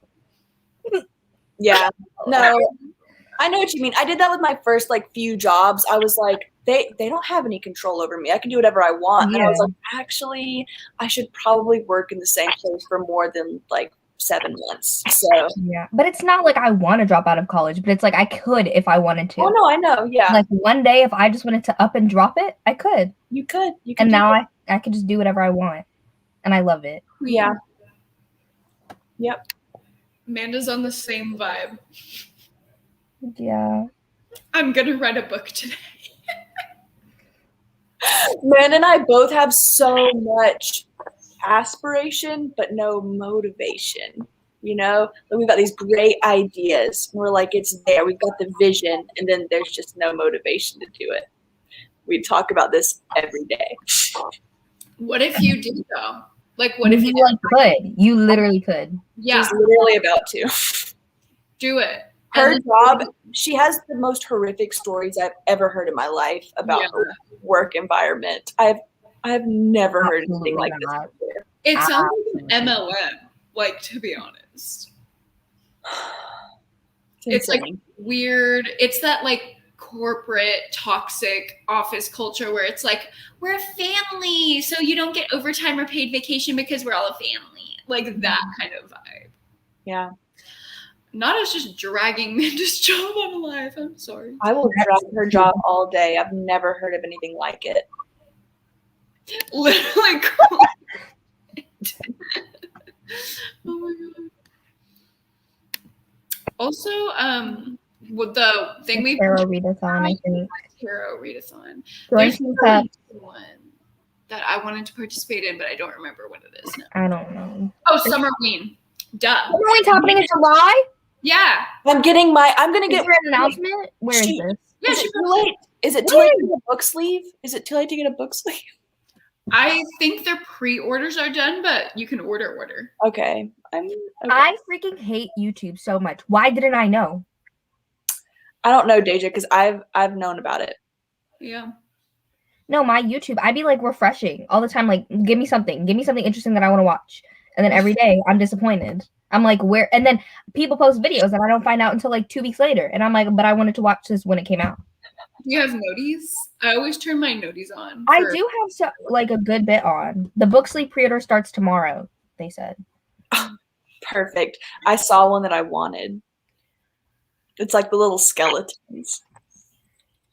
Do y'all have ideas for your Summerween TBR? No, but because I just saw it. But like now I'm like, Yeah, the prompts are so broad that I just figured I would mood read that week. I love they always do such broad prompts, so I can just read whatever I want. is there a group book? I don't think there is. Thank One God. doesn't come to mind. Oh my God, I'm so excited. Oh my Anyways, God, wait, something else I got approved for today was Pearl by Josh Mallerman, so I might read that. Oh, is that Bird Box Man? Mm-hmm. Oh my God, Caroline said not for me. I love him. Have you read House at the Bottom of the Lake? No, I can't get my hands on it. Oh, it's online for free. Like a PDF? Yeah, just Google it. Okay. She'll come. See, the thing is, I feel like there's so many thrillers, and like I just haven't read like any of them. But the thing is, right? I don't know why it is, but like when I think of thrillers, my head goes blank empty, completely gone. Really? Like romances, I could name a bajillion off the top of my head, but thrillers, don't know any. Not in my opinion. Opposite for me. And I'm also on this new author kick. And I'm ready to just read like 3 of her books for Summerween. Share.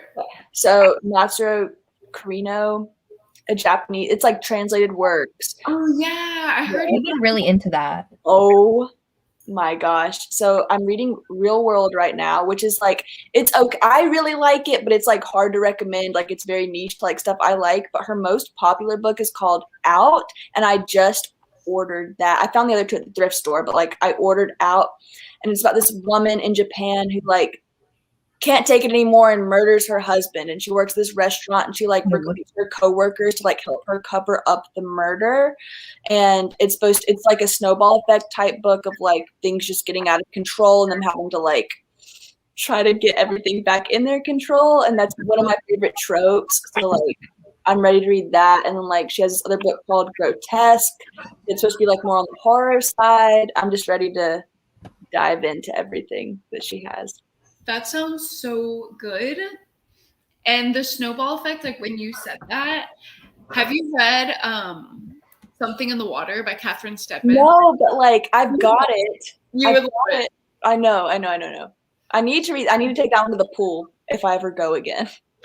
I read it in the pool and it was like such a vibe. Like they're in Bora for most of the book. Yeah. When you said that, I was like, but it's literally, I live for my Saturdays and it has rained every Saturday here for the past month, just about. And I'm going to take it to the pool next time I go.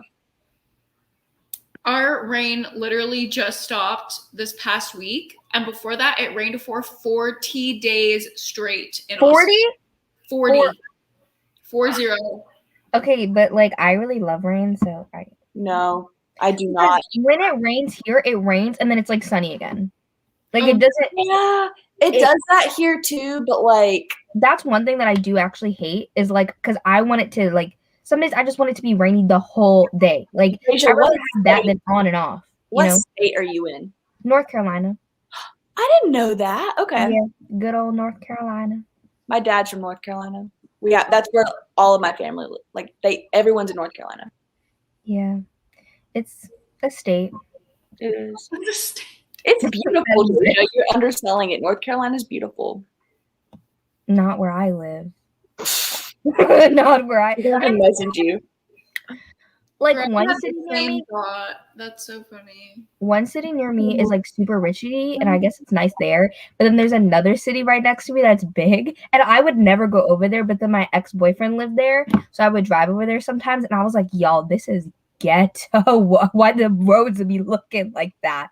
And I drove my sister there for like a doctor's appointment because she's like 33 weeks pregnant with twins. And I was like, I can't. Like, why are you guys giving me anxiety? Like, all the drivers giving me all the anxiety. And I was like, this is literally the most ratchet looking ish I've seen. But then we have like mountains, so I guess that's nice. I was gonna say, you've got mountains and you've got beaches. Like, you know, We have both. when we go to the beach, we go to North Carolina. Yeah, but like, okay, so I grew up in New Jersey, and like, I love, like, when I grew up, like, I would like to go to the beach because I like the boardwalk. Like, I didn't like to go to the beach because, like, I don't like sand. I like the ocean, don't like sand. So, like, the fact that I'll just go to the beach and then I'm like, okay, I'm sitting, I swim for like half an hour, and then I'm like, well, now I'm bored. Like, I need something. Do you have a tent? Y'all take a tent? A tent? To the beach? Y'all don't take a tent to the beach? You bring an umbrella? It's too damn hot. If I was in a No, tent, I would not a tent, not like a camping tent, like a someone in the chat has to know what I'm talking about. A beach umbrella? No, it's like a tent. It's like a big tent, but it's like open, and then like it's like A canopy? Oh, I know what you're talking about. Yeah, and like we always take like 3 tents when my family goes, so like that way I can tan, but like we'll go out there at like 6 a.m. and we'll stay till like 8 o'clock at night, just all day. We have the tent. Absolutely not. Not the sand everywhere in my crotch. Oh yeah, it's sand literally gets in every freaking orifice that I have in my body, and I hate it. I hate it. I would live on the beach if I could. Okay, because you guys are like, ooh, like let me tan. Absolutely not. I don't want to be in the No, sun. that's where the tent comes in. I'd stay out in the sun for like 30 seconds, and I just sit under the tent all day with the breeze and the ocean. I just read all day, or like, I don't know. Me and the sun are not friends whatsoever. I don't like her. She's hot, and I don't like that. I do love to tan though. I don't like being hot. When I get hot, like I'm like not like the nicest person in general. Like I've got to show you guys something. Wait, you can talk amongst yourselves. Oh, like I'm not like the nicest person in general, but when I get hot, I'm like any person that talks to me, I'm literally gonna freaking karate chop you in the throat. I can't. No, I am the same way. I am 100% the same. I hate being hot. And like, you know what? I'm already kind of tan. I'm tan-ish. Okay, I don't need it. Naturally tan. A few weeks ago, I took the venue to the pool, and it was like way over 100 degrees. It was so hot that my book melted. Like it's like an indie published book. My whole book melted. And I dropped it. All of the pages started coming out, and I was just like, I can't even do this. And the wind was still like blowing, and my pages were blowing like into the pool, and like it was just a really traumatic experience for me. Like, thank goodness they're numbered, so like I can put them back in order. But like, do you want to do that up to 300 pages? I don't even know where I am, and it just the whole book melted at the pool. That happened to me with Verity. Like I was in the pool, and then like a chunk of the book fell into my hand, and I was like, "What the fuck?" Like it actually just melted. What is it with these indie books? Just like they're not using the right glue. And also, like, I don't have friends, so like, and I don't like going places by myself. You know, that's like the sad part. Like, I've been dying to go to the freaking lake. Like, I'm like, let me go by the water and find some rocks. Like that's what I want to do. But I'm like, okay, well, then there's gonna be trees around, and then I'm gonna get kidnapped by a man, and then I'm gonna get murdered and die. That was like a big conclusion to jump to, but I mean, like, it's valid. Yeah. But it's like that's like my fear whenever I go anywhere. Like I just go everywhere by myself always. And just no, I get so scared. And then also, like, I'm like, I've never driven to the lake myself. It's always been other people. So I'm like, I don't even know where to turn because when other people drive, I don't be paying no attention. I'm like, where do I even go in? Where do I park? I used to be so good at going places by myself. Like I was so connected to myself. Like I would take myself on dates. But once you're in like an almost 5-year relationship, it's like that doesn't happen anymore. Like anytime I'm doing anything, I'm like, come on, let's go. Like get in the car, we're going to Lush. And Cameron's like, okay. I love that. That's iconic. But like I'm like, what do I like? I can't. I'm scared. That's my anxiety. Like my big anxiety thing is that someone's gonna kidnap me and murder me. My parents are like, Deja, and I'm like, but I'm serious. Like I'm dead serious. Yeah. That's what happens when your dad shows you Criminal Minds and CSI since you were literally a fetus. Mm-hmm. See, mine's the opposite. Like, I feel like I've been exposed for so long. I'm like, if it happens, it happens. You know? I kind of feel that way too because I think either one, they would return me, or two, they would kill me very quickly because I'm annoying. Yeah. I don't know. You gave me this idea. I'm gonna read it for the readathon, and I'm gonna try and vlog. But I was just gonna say, I think you should read that one in the dark. Your arc in the dark. Oh my gosh, you have to do a reading vlog and call Arcs in the dark. Arcs in the dark, and then do like a little copyright thing, a little trademark thing. Yeah. Okay, we'll see. I don't have that many thriller arcs though, but if I just do the one, I feel like it's valid. You can read any arcs in the dark. Also, Amanda, okay, this is so funny because I would say Texas, obviously. I fucking love Texas. Texas is like 8 different states in one. Like you literally go to a different city and it's like you don't feel like you're in the same state. So I love Texas, love being here. You know, the people are questionable, but it's fine. But because I live in Texas and like other people like y'all, like you don't live here, like people on the internet just say like, oh, Haley's in Texas. And then they'll be on TikTok and then they're like sending me things like, oh my God, Haley, there's this thing in Texas, you should go. And I'm like, it takes 20 something hours to drive across Texas. Any TikTok you send me, it will be at least 9 hours away from me. And this literally happened with Manda like a few days ago. She was like, oh my God, you should go to Colleen Hoover's bookstore. And I was like, that is a 6-hour drive. That's so funny. She's a big bitch, but we do love her. Well, I do think that Georgia is the best state. I don't think North Carolina is the best state. What's your pick?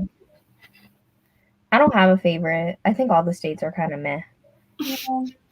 If I'm honest. Well, I haven't been to like a ton, so. Have you been down to Georgia? Because I feel like I haven't been to Georgia. I went to everyone's really nice here, I will say. To preface, when I went to Atlanta, I was like 10, and I went to the ghetto part of Atlanta because that's where my aunt lived. Yeah. And I saw a drug deal happen in front of me while waiting outside her door because my aunt is very immature and just like she knew we were coming, but she like went out anyways. So we had to wait outside her house for like an hour in the heat, and I saw a drug deal, and I was like, yeah, it happens. It's Atlanta. Yes. And then I've been to Tennessee, and there like they saw my mom, and like she's darker than me, and they were like, this little girl was like, and then she freaked out and started calling her mom, and I was like, not the racism. All right. I'm from Tennessee. That place is scary. Oh my God. Yeah, for real. They looked at my mom and she was like, and I was like, I don't doubt it. I lived there for like, I was like 6 or so. And I lived like in Appalachia, like on the side of a mountain. Like our neighbors were nowhere close, and it was like deliverance country, like a scary place. Oh my God. Where else have I been? I like cities more than I like states themselves. An awning. That would be an awning. The tent. No, it's a tent. It's called a tent. It's an awning. Like we'll be like, y'all want to get the tents out? We'll be like, yeah, let's get the tents. I see what you mean though, like an awning. I don't know. Yes, we are doing more sprints. Yeah. I agree with that wholeheartedly. I do not like Minnesota. Mm-mm. My No. uncle lives there. Yeah. No. I have relatives there and we don't go often. I've never been. Yeah, but I like cities than like states. Like, what are some cities like that stand out to you? Hmm? What are some cities that stand out to you? I really love DC, like way too much. I went there right before COVID and I was living my best life because any city where I can travel by like metro or train, I'm there. I don't know why. Atlanta, get on the MARTA. Okay. That's why I went to Paris too. And my mom hates like she does not want to pay no money for nothing. I mean, a queen. We love a deal. But she was like, we're Deja, the metro. That's us. And I was like, okay, we're on the metro. Everybody looked at me because I said like, excuse moi, and they were like, girl, not you being polite. And I was like, oh, okay. But that's why, and I love New York City when I was growing up. I haven't been in a while, so I don't know if I still love it, but I feel like I would. And You DC, have to come to Austin. You would love it here. You would literally love it here. Okay. She said, okay. Like Jess, when she came to visit me, we had literally probably the most fun weekend ever. And on the regular, she's like, I just want to come back. Like, I just want to come back. I see you posting and I just want to come back. Like, you could fill an entire life worth of things with just Austin. Like, I feel like I'm on vacation every weekend and I live here. Like, it's an amazing city. But please don't move here. We don't want you. My rent keeps going up. That's how I feel about Atlanta. I don't live in Atlanta, but I used to. Yeah. But that's like, I live like in the capital. I don't care about saying that, but like there's nothing to do. I'm like, where am I gonna go? Yeah. To the lake? I do love me some Charlotte though. Charlotte's far away from me. I've never been. Oh, really? Yeah, Charlotte's Mhm. like a 6-hour drive for me, but I do love Charlotte. I've got a lot of friends that live in Charlotte. Okay. Yeah. I feel like Charlotte is nice. From what people have said, I've just never been because it's far and I'm not trying to drive. Because the thing is, I don't like paying for gas. If I could do anything to not pay for gas, I won't. Like, I'll be like, I will literally, because my dad sometimes drives my car because he has a truck and he drives his truck to like work. But if he has like a doctor's appointment or something, he'll take my car. And so then I will like make sure that it's like low enough where he'll fill it up, but not too low where like if I have to drive it, it'll like give out. And so then that way he pays for my gas. Like, I do stuff like that love all you. the time. I understand that on a deep level. I am literally 23 years old, and every time I go home, I'm like, oh my God, oh no, like almost ran out of gas. Like, I just got here. What am I going to do? And my mom's like, give me your keys. No, I live in the same town. I live by myself, but I live in the same town that my parents live in. I'm 25. And I straight up like once a month will be like, oh my gosh, I'm almost out of gas. And all of a sudden my dad will appear out of nowhere. He'll be like, do you also need anything else done at all? Like, I'll go buy you some groceries. And I'll be like, yeah, could you give me some bananas? You know, like, I've got it made. That's so cute. But like, especially now, gas is like $2 Oh, I something. know. I here It's lately, probably like 180. Oh, Like, I I can pay for 180, you know? But like $2 something, absolutely not. I know. You can keep The that. gas station across the street from my house is currently sitting at 301. Yeah, no. Ours did go up to 3 for a hot sec, and I was like, I'm not the one. I was not paying for that gas. I don't remember the last time I paid. Oh, I did pay for like half a tank of gas, and then my sister paid for the other half. No, I'll go to the gas station. I'll get like $5 at a time now because I'm just like, it's got to go down. It has to go down soon. And it just turns into me going to the gas station like 3 times a week. Yeah. Amanda, if I'm being honest, literally no, never. No, absolutely not. Like, me and Cameron live in an affordable apartment. I don't even care. I'll just tell you, like, we live in 1,000 square foot, 1 bedroom. Granted, we are really close to the center of the city. It's like 5-minute Uber anywhere, but it's over $2,000 a month. Like, she not cheap. See, Amanda, if you want to move to where I live, I can cut that in half for you. But it is in the middle of nowhere, not close to anything. I'm willing to pay The offer is open. to like be close. I'm like an hour and a half from Atlanta. Yeah, no. What is that? But if the question is though, Haley, if I come to Austin, Yes. I can stay with you because I'm gonna pay yes. for nothing. No. You're not paying for anything. Are you kidding me? No. I don't like staying places. You're staying on my couch. I'll drive you around. Oh my god, I love sleeping on couches. This, No, I'm being serious. I will knock out. this couch is a dream. Like I have people, when people like multiple people stay in our apartment, there's always somebody that's like, I call the couch. Like it's so good. Oh, that's really cool.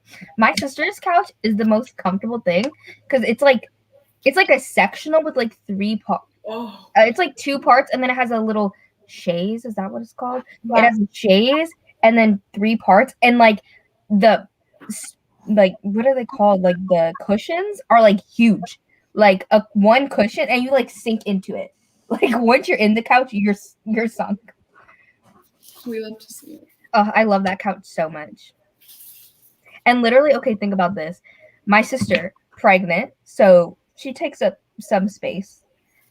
Me, her husband. Oh, it's just a really funny way to say that. She takes up some. I don't want to be like she's big. Some She's not big, but like she has 2 children inside of her. So, but her, me, her husband, my mom, who is like a bigger woman, my dad, and my dog, who is a pit bull, and her tiny dog can all fit on this couch, like comfortably, just chill. Oh my god. Like it's so big for no reason. You can fit your whole Family Feud team like on the couch. Yes. Okay, Amanda, TikTok, when they're referring to $900 dream apartments, you're going to live 2 hours outside Austin, which is fine. But like, I need to be eating at a new restaurant every day, going to take a picture at a new mural twice a week. Like, I have to be here. I have to be a mover and a shaker. So I simply cannot live out in Pflugerville. Okay, no hate to Pflugerville. Haley, you have to come visit me. That would be hilarious. I will literally show up with 2 massive suitcases, like a sun hat, huge glasses, and be like, okay, like where? We'll do a Walmart vlog. Haley, My Walmart has amazing finds, and my little used bookstore that I do have to drive like 30 minutes to get to it, but it's here. I do not like to drive. Like that would stress me out. Like I get anxiety on my 15-minute drive to Half Price Books. Oh my It's god. like 2 miles away. It's 15 minutes because of traffic. Yeah. You know what? I shouldn't say that there's nothing to do here. There's actually a lot of stuff to do. It's just hard to find. Does that make sense? Like it's not like in your face. Like I know I was talking to some people because I love to go to like witchy stores and buy crystals. And my friends were like, oh, like, or like people that I talk to on the internet, they're like, oh, we don't have one for like 2 hours. And I was like, excuse me? I have one 15 minutes. I actually have a crystal store in the mall where I work that's 3 minutes from my house. My god. I work in a mall You 3 got minutes from my house. You got to come to Austin. Like there are like so many unique places. Like there's a witchy store and I don't remember the name of it. It's like Austin Rocks and something. Like Rocks and something. And they have a cafe attached that's like all run by like the witchy people that own the store. I love And they have like during Halloween, it's like all decked out and they have like a little latte with like spider webs as the latte art. Like you would literally love it. I would actually cry. But Like I really want it to be Halloween right now. Like I'm like itching for Halloween. Everyone come visit me. I love when people visit me. And it's like, I'm coming. Literally book your flight like immediately. I don't work on Fridays, so if you come on a Thursday night, I will literally see you through Sunday. Oh, tea. This is insane. What? Oh my gosh. Wait, what? Did Megan say what state she was living in? I'm scrolling to look because that is literally crazy. If you feel comfortable, please tell us. Yeah, you gotta move there. Oh my gosh. This isn't that great, I guess. My parents paid like $900 or $1,000 for a 2-bedroom townhouse. It was pretty big though. Like my bedroom. No, that's really good. When I tell you my bedroom literally was like, it could have been 2 rooms. Like I literally had a desk. I had 3 bookcases in there. I had a bed. I had like a dresser. Like I had a whole bunch of crap in there, and it was huge. Wow. Okay. And Megan's in Nevada. That's a beautiful state, and you got cheap rent. That's the move right there. I know. If you showed up at my door, it would simply be the happiest moment of my life. I would sit you down, make you a Moscow Mule, and I'd be like, okay, which bars are we hitting? Club, another club, no sleep. I am ready to come over there. Come down. I'll take you to the gay bars. It's my favorite place. We could go to a drag show. Oh. I really thought I can't tell now if she freezes or if she just. She was just like, I'm not. No, I was gonna be like, that's my seat. I want to go. Come down. We'll go. I might. I've not taken a day off in over a year. I just haven't. Oh, absolutely not. Get the rollover. I'm required to take off 2 weeks every 3 months. Like, they don't let a therapist work for more than 3 months straight. Like, that makes sense. I would jump off a building, dead ass. It's not even a joke. Yeah, I'm about ready to be honest. I love my job, but today was one of those days. I was like, am I going back tomorrow? I guess I am. Do you ever I actually like my job, but I don't want to go. Does that make sense? No. Yes, Deja, it does. I love my job. Like, I do not want a single other job unless it was like a dream job or something. But every morning I wake up and start gagging and don't want to go. Yeah, I just don't want to leave my house. I'm my bed is my best friend. I don't want to leave her. I'll tear up. I just about tear up every day. I'm like, I don't want to go. But then I get there and I'm like, oh yeah, this is fine. I don't know. I feel like I didn't know that I was going to like it as much as I do. I literally just make drinks. Oh my gosh. I made 4 different t-shirts today, and my manager kept saying, we're doing this dragon boat race. And I thought these t-shirts were so cute. And he was like, this dragon isn't intimidating enough. And I was about to cry. I was like, guys, I swear. The firefighters won't wear this t-shirt. Guys, I think that they will if they I think it's cute. Then I don't know. It kind of was like a baby dragon. I thought it was cute though. I would love to see it. Huh? I would love to see that. I can show you. In a baby dragon shirt. Let's see it. But I know I'm gonna hate my job soon because I know that I'm gonna be trained to close. Oh, you can't. You guys are not going to be able to see this. Can you see? Wait. Can you see the baby dragon or no? Something. Turn down the brightness. I don't think it was really up. I think I've got this light shining up. Can you? Oh wait, yeah. Oh, it's cute. We love to see her. But I know that closing at my job is way too much, and I'm not excited to do it. I love opening. I love it. It's so fun. I'm just by myself for half an hour, just turning things on. But closing, you have to do all your stuff for closing while still doing customers. Yeah, I do love customer service though. And then I work in public service now, so it was a little stepping stone for me. I love that. All right. Closing. If I can help somebody, I'm you got it. Yeah, I love when I can help people because they don't know what they want to get. And then I'm like, let me help you. Let me give you a drink. Oh my God, that's amazing. Even though this lady complained about me 2 days ago, and I was like, excuse me, Miss Ma'am, do you want to fight? She complained about me to my managers, and they were like, but then they were like, that doesn't even make any sense because somebody literally complimented me to them the day before. The math is not mathing.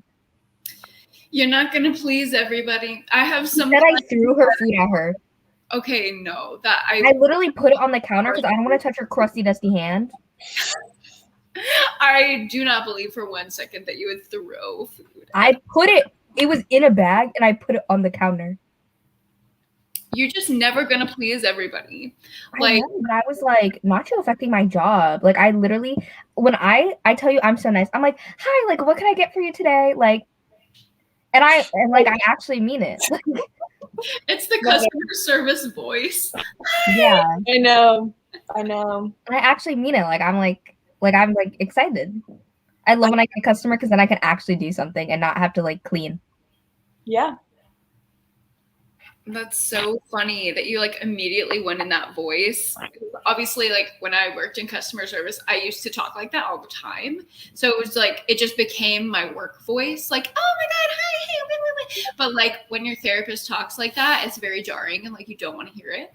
So now I have to have like I had a learning curve where I went from like hi, how are you to now I have like my therapist voice. Hey, welcome to your session. How are you doing? Like very slow, literally the opposite of the customer service voice. And it was so hard to unlearn the high pitch, hey, want some chicken today, which I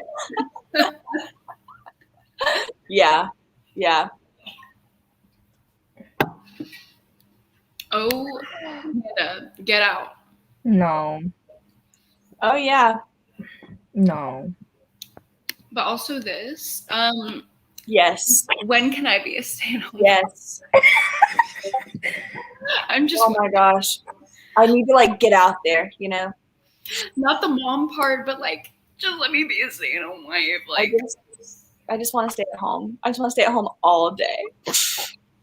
I just want to read and drink wine. Like, I swear I will clean. I will cook. I promise. I just don't want to go to work anymore. We should start like a self-fulfilling, like self-sustaining commune of just women who want to be stay-at-home wives. Who will fund our commune? We need a cult leader. It's self-sustaining. Like we just make a garden, and like that's what we cook. We don't have to make a ton of money. We can just like live off the land. What if we get sick? Maybe we do it in Canada. Okay, I'm still down. You don't really need to convince me like that hard. I'll do it. Or maybe I'll just write a thriller about that. That's what I keep thinking. I'm like, I should just start writing my book. The thing is, I keep telling myself that, then it's like, no, that like book does not equal riches and fame, you know. I mean, okay, but it could. Yes. Because you have like a social media presence. Right, but I am simply not that intelligent to like make it possible. Okay, but do you know the author Katie Roberts? Yeah. I didn't know how much money this woman made, but she made a TikTok or something, and she was like, "Oh, like everybody told me that I wasn't going to do anything because I'm a high school dropout," and she was like, "Now I'm a 6-figure best-selling author," and I was like, 6 figures? Well, she does like a ton of Patreon work too. I know, but 6 figures? I know. I was like, Miss Girl, okay, a lot of work. She's just out here selling smut and making 6 figures. I love that for her so much. That's no. I do too. I've not ever read from her, but one of my favorite booktubers loves her. And I've read one of her books and I liked it a lot. Yeah, it had me shook. I did not know that you were a massage therapist. I didn't know that either. That was really cool. One of my coworkers, like at the agency that I work at, he is also a massage therapist. Like that was his first career, and now he's getting licensed as a therapist. And he does like combo sessions where he will do a massage and you'll get your therapy in at the same time. I need that. It's amazing. Oh my gosh, that is so cool. I feel that. Yes. Please just leave me with a credit card and let me be. Danny, okay, this is like my real life friend, like she down the street. I agree. If I didn't have Cameron, I would be on seeking arrangements in 0.2 seconds. And I really think that I could shine on the Bachelor franchise if I could get on that show. I will nominate you. I will nominate you today. Come here. Come to Austin. We'll do a whole photo shoot. I'll get like a little hot pics. video thing. I swear that is where I'm meant to be. I could do it. Like, I know how to play the game, but I also know that I would be there looking for love, you know? Let me do this for you. Like, let me be your manager. Like, I want to nominate you. Oh my gosh. I love that.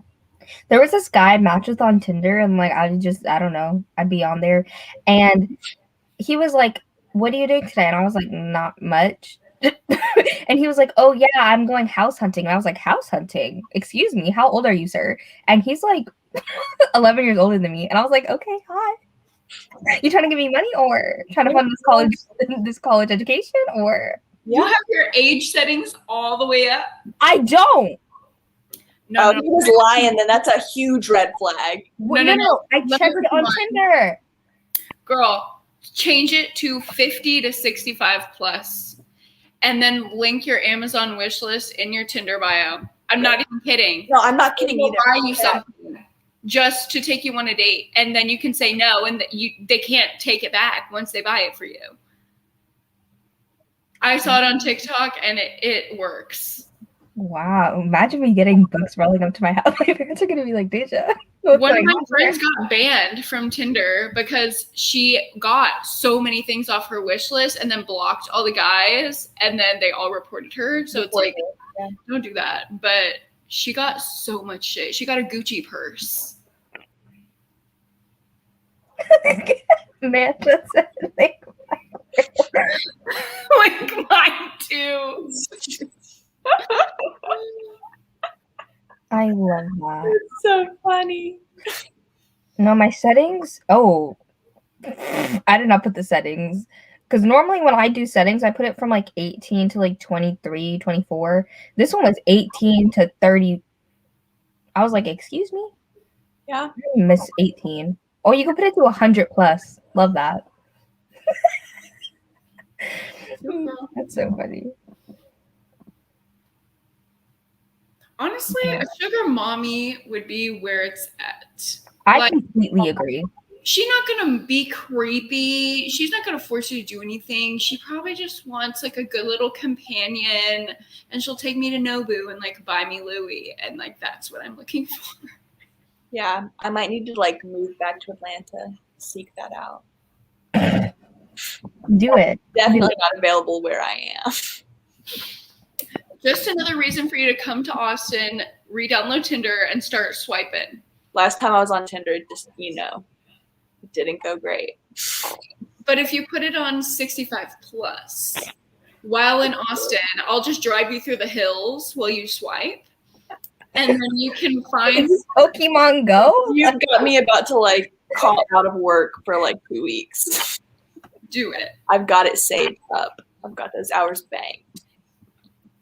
Literally do it. I'm here. I'm bored. You're like, I'm here, I'm bored, but I feel like Haley, I feel like your life is like a lot. You know what? It is. But if I'm sitting for more than 2 minutes, I'm like, oh my God, I'm so bored. You know what? I felt that. It's the Gemini and Enneagram 7 energy combined. When I'm a Gemini moon, felt that. I'm a Gemini everything. Like the first 4 things on my chart are Gemini. That's terrifying, Haley. Oh, no. I'm a Pisces and I'm an Enneagram too. So like very textbook. Yeah. I don't remember my Enneagram. What's the one that Kayla is? I'm that one. I think maybe a 6. I'm pretty sure I'm that one. I don't remember. Should we read? Yeah, we've literally been here. We've only read for a half an hour out of 2 hours and 40 minutes. Listen, I missed y'all. We do. No, honestly, I'm like, okay, we could just sit here. Yeah. Okay. How long should we read, though? Are we feeling a long sprint? We can do a long one. Yeah, doesn't matter. Let's do like 40 minutes, and then we'll be done at 20. Okay. See you then.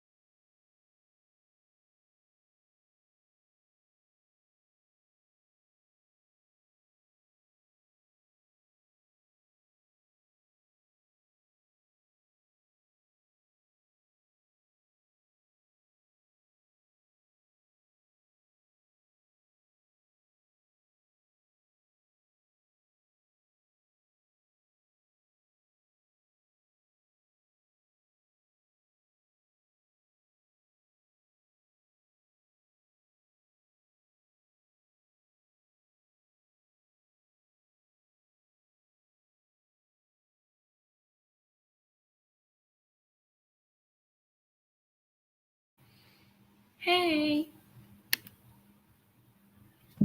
Hi. Amanda finished the book, so we are popping off in our buddy read chat. They hated it as much as I did, so. Oh, I read 14%. That's huge. Yeah, I'm at 27% now. Yeah. I was editing a video that needs to go up. Nice. This book had me laughing because it's too much, but in the best way. Like, it's so much. She like wrote in her diary, she was like a sin that I did, and she took his pencil and used it, for purposes, and then put it back, and she wrote it in her like diary, and I was like, okay. Ew. Yeah, it was to like be mean. Ew.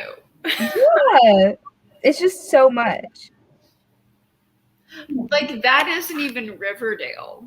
That is something that I don't even know. It was because she was in the bathroom in a towel, and he came in and like pulled the towel off her. So then she did that in revenge. Not But then they kissed, and I was like, what is going on? They keep kissing each other, but then hating each other, and I'm like, this is a lot. That is a lot. But I'm having an interesting time. You're having a good time. You're having a good time, and I can tell. It's very entertaining. I'm entertained. This is how I used to like Riverdale before it went like supernatural weirdness, and it's very much giving me that. I very much unironically watched Riverdale with my mom like every night for a long time until it just hit a point where she started calling it out, and I was like, if my mom is picking up that like this is not good, we probably need to stop. Yeah, like it was like dramatic but entertaining. Like I wouldn't say it was good, but it was entertaining, and then it just got bad. Yeah, I agree. It was like halfway through season 3. Cameron just like looked at each other, and we were like, we gotta stop. Yeah, exactly. That's literally the point that we made it to. Yeah, same here. The Gargoyle King. I was like, the Gargoyle King. We're done. I know. We should have been done like after the first musical episode, but we kept watching. Oh, we were in it for the music. We should have been done again when a kid dropped out of school in 4th grade to run drugs for his grandma and never knew the epic highs and lows of high school football, but we were still in it. Still not a single red flag. You remember that scene where if you haven't seen Riverdale, this is a spoiler, so whatever. You probably won't even get this far. You remember when what's his name? Archie is in freaking jail, Yeah. and Veronica comes out and it's like doing a dance. I can't. Like Miss Girl. She really got the whole cheer squad outside the jail. Like, do you know how creepy that would be if that happened in real life? I'm pretty sure that could even happen in real life. Oh my god. It was too much. The Fight Club, the underground speakeasy. Yeah, no. These kids are what, 17? They needed to stay within high school level of drama, but then they did that. So then they were like, ooh, we have to make it bigger and better each time. And then it went too much. Like within one season, there was a cult, a fight club, an underground speakeasy, a weird like D&D suicide game, and like a drug jingle jangle thing. That's too much for one season. When you put it like that, you know. Riverdale was too much. Like, not the farm. Not the farm. You're right about that. Not the babies getting dropped in the fire. Like, and it felt like, that was a lot in general, but like even if it was divided into other seasons, I don't see how it's cohesive. It It's doesn't. It's Like, not. No. How do you have an underground fight ring and then literally like a supernatural D&D game? Like, it didn't go together. no, not at all. It didn't mesh, and I was very much confused. It was exclusively Netflix at that point, though, right? No, it's still on the CW. Is it really? Yeah, it's like still airing. All the actors want to leave so bad. They Oh my all God. are like crying for help. KJ Appa on TikTok Oh my gosh. he's going crazy, and people in the comments are like, "You on the jingle jangle?" He's probably trying to do crazy stuff to make them like take him off the show. Yeah. Oh, is she? No, she's not frozen. I'm not frozen. I'm not frozen. I just don't know if you can see me or not. We can see you. The paranoia. Okay. This is terrifying because I can't see you guys. I'm just gonna take you with me back to my couch. House tour. Why can't she see us? Oh no, it's frozen. My computer is frozen. Oh, sometimes that happens to me too. I'm just gonna politely sit here and not know what you're looking at. We can see you good. Yeah. Okay.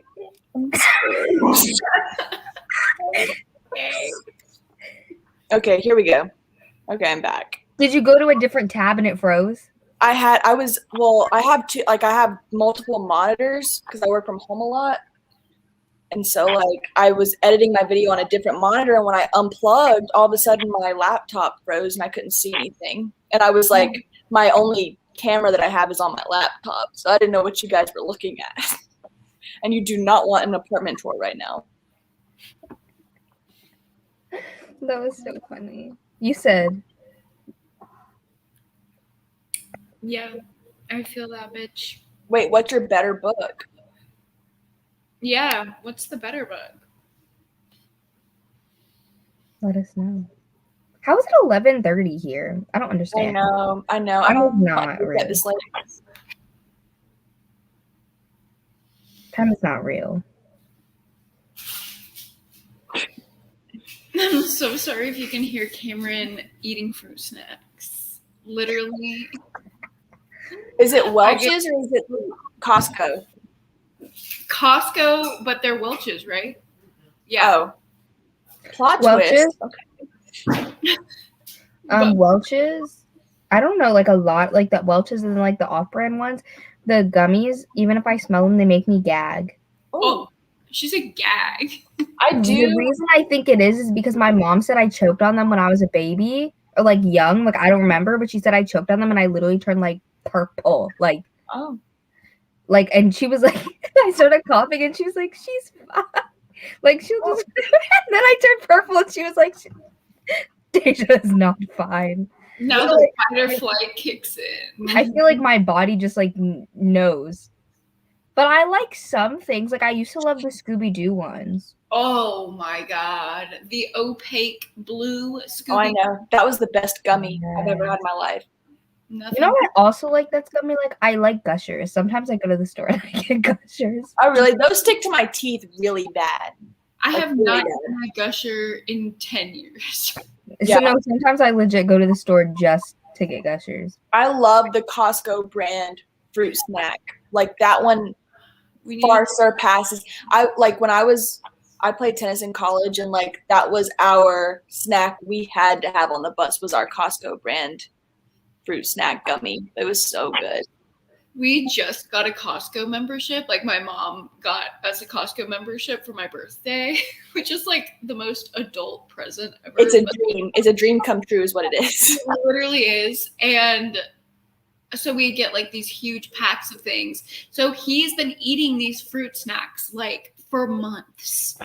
And every time, if I'm on a live, if I'm filming, updating a vlog, he's like crinkling the packaging in the background. And I've stopped in the middle of a vlog like 3 times this week and been like, I'll wait. Like that teacher, because I'm like, I can't talk with you crinkling in the back. And in my John Mars vlog that I posted a few days ago, you can literally hear the crinkling in the back. And he's like, there's no way your camera's picking it up. I'm like, the mic picks it up.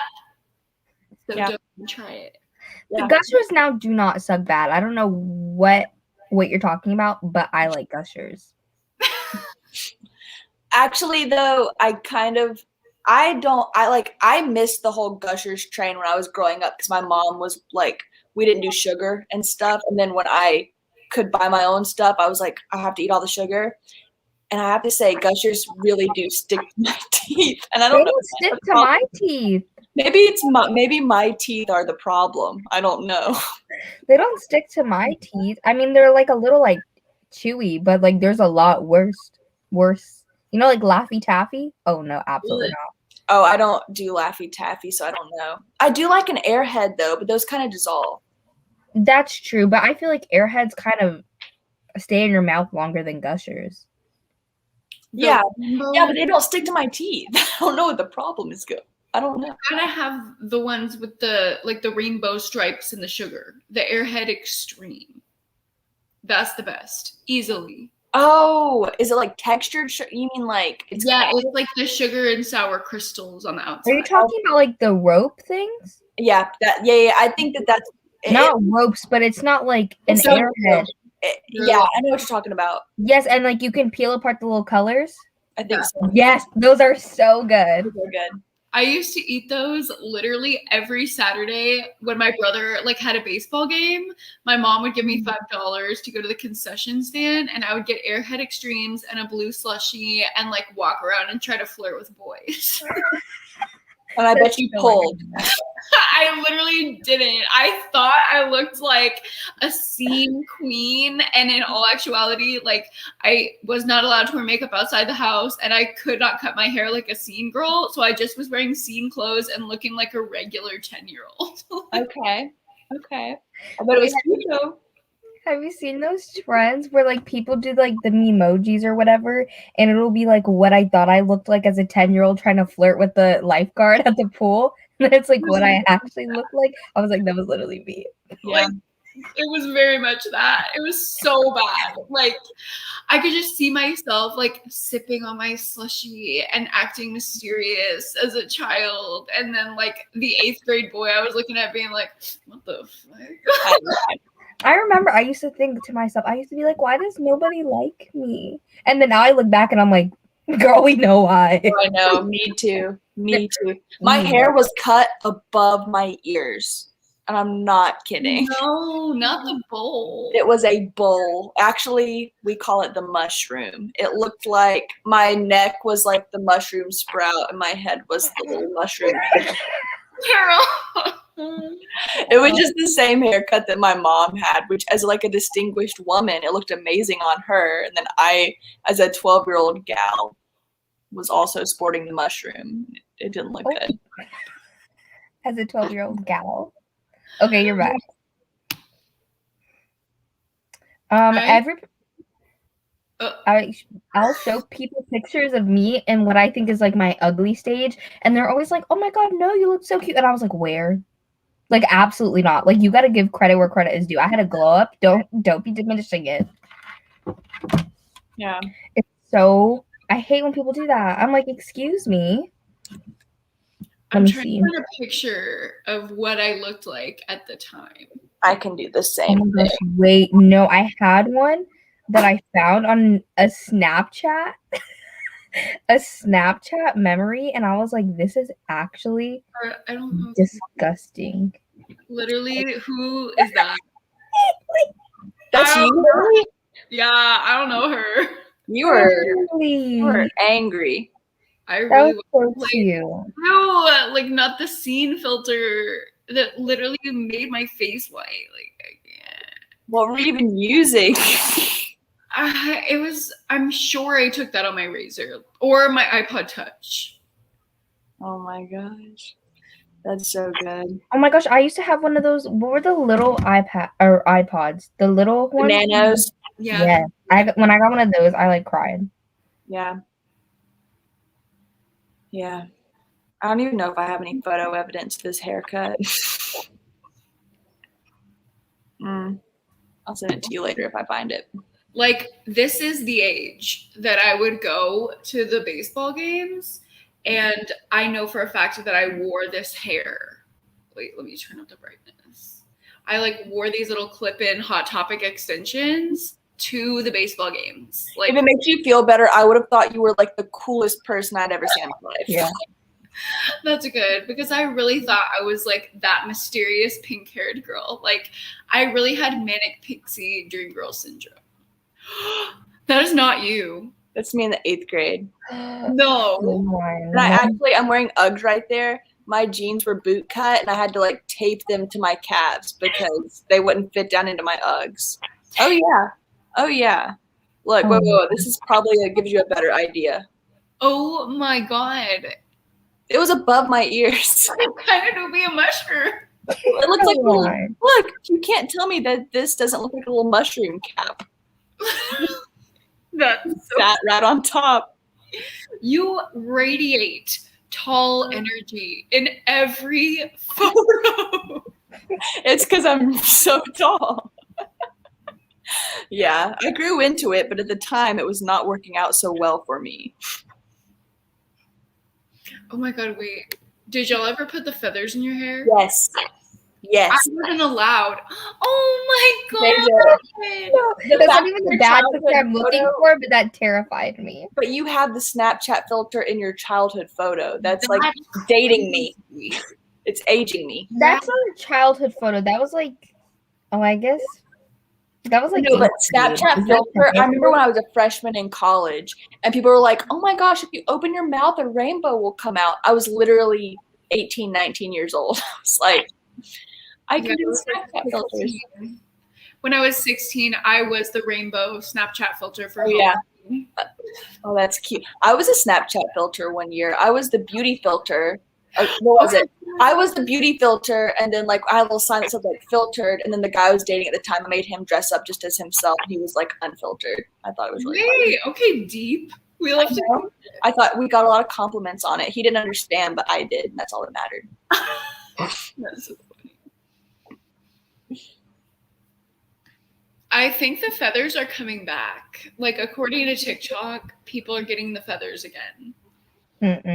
No feathers, please. I kind of want to do it because I was never allowed as a child. So I feel like this is my time. Oh, with the extensions, I remember I wore extensions in my hair when I was in elementary school.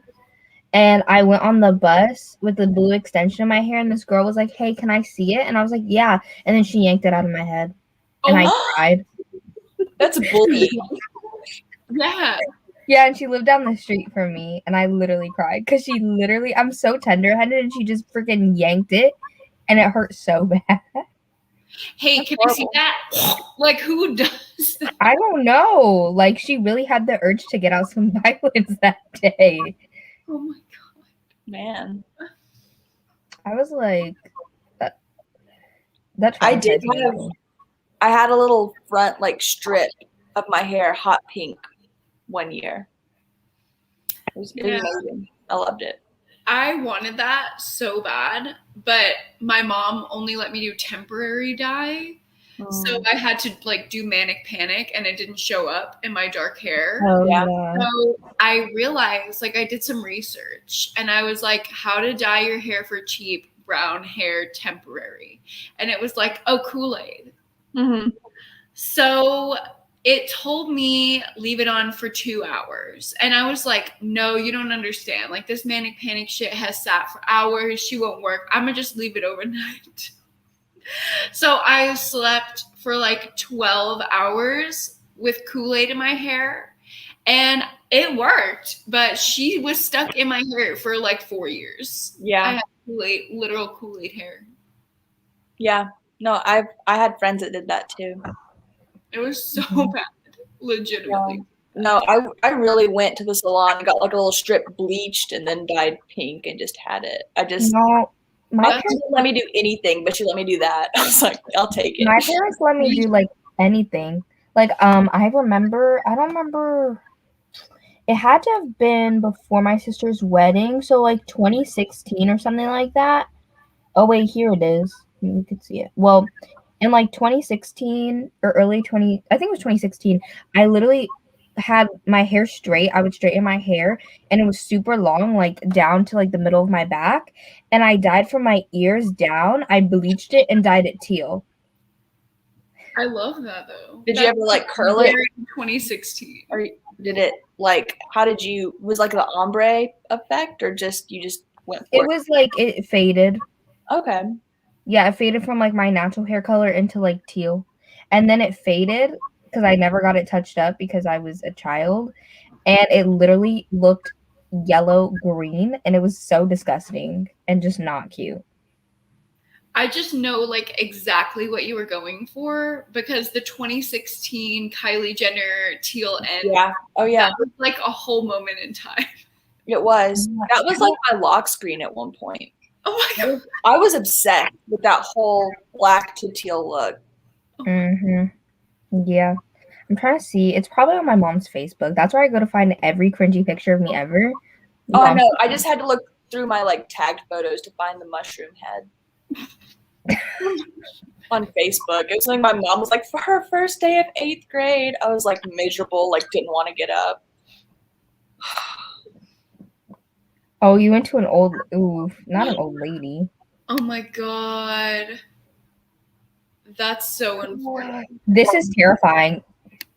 Oh, this gives my middle school. I don't care. Absolutely not. You're so cute. You are so cute. That doesn't look like I can't see it. That's not even embarrassing though. That's No, just it's not. Embarrassing to me. What was the side braid? What was the? Oh, I had a side. When my hair was long, I had one. Oh my god, when the Hunger Games were like the Oh biggest yeah. things. Yes. Yeah, I was in 7th grade rocking that Katniss braid every damn day. Yeah.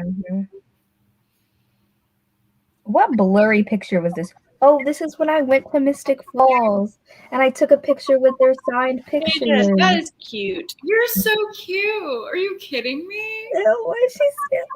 Okay, so I'm like knock-kneed, which like my knees like go weird, and like I get it from my mom, and like I always see it, and then everybody else is like, Deja, I didn't even know till you told me. But like sometimes I'll be standing, I'm like, why does she stand? I like am too. We call that bow-legged. I don't know. If oh yeah, no, bow-legged is the other way. Because my grandmother was bow-legged. Oh wait, yours don't turn in? That mine turn in. My legs turn in. That's knock-kneed. That's not bow-legged. Bow-legged is like a bow, like it bows out. Yeah. Oh. Knock-kneed is like when it goes in. I know what you're talking about, Caroline, and I think you're correct, but y'all are just like off. Like okay. You're thinking about the knees, Deja, and I'm you're not thinking about the feet. Yeah, mine are my like it's almost like my calves. Like it's like my legs do like this. I mean, I'm not gonna you won't be able to see it here, but like if you get a full body picture of me just standing, it's strange looking. Strange. I felt that. Yeah. Strange. Very much felt. I believe what you're saying though. I'm ready to be wrong. I don't know. Knock-kneed, it's like in the knees. But like I noticed. Knees go in. Yeah, it's like the knees go in and then your legs go out. It's let me hold on. I just saw it in a picture and that's why it reminded me. And one of these, like you probably, mine's not that extreme, so you probably can't tell that much. But like the knees go in. Mm-hmm. Okay. Yeah, I see what you mean. That's not what my legs look like. Yeah, I look like you got my leg and like I've turned it backward. Like I don't know how to explain. Your knees are like turned out, like your feet turn out. Yeah, yes, that's bow-legged. Okay. Thank God we cracked the code. We know that you're bow-legged, and 10 people left during that discussion. Did they? 10 people. 10. Literally, the last time I looked up, it was 15. Oh, now it's at 6. Okay, somebody else came back. Okay, wait, I'm trying to find this picture of my hair. What is this? What food is this? Why does my mom post such random things? Man. Now we're posting a picture of her freaking toes with the sand. Girl, absolutely not. Oh my God, my mom legitimately broke her foot. Like, broke her whole foot. And instead of, going to the hospital, she took a picture of it and put it on Facebook. It was like, look at my broken foot. And then we had these plans to like go to the symphony on the 4th of July. And it was like an outdoor, like everyone sits on the lawn and listens to the symphony. Oh my God, you're cute.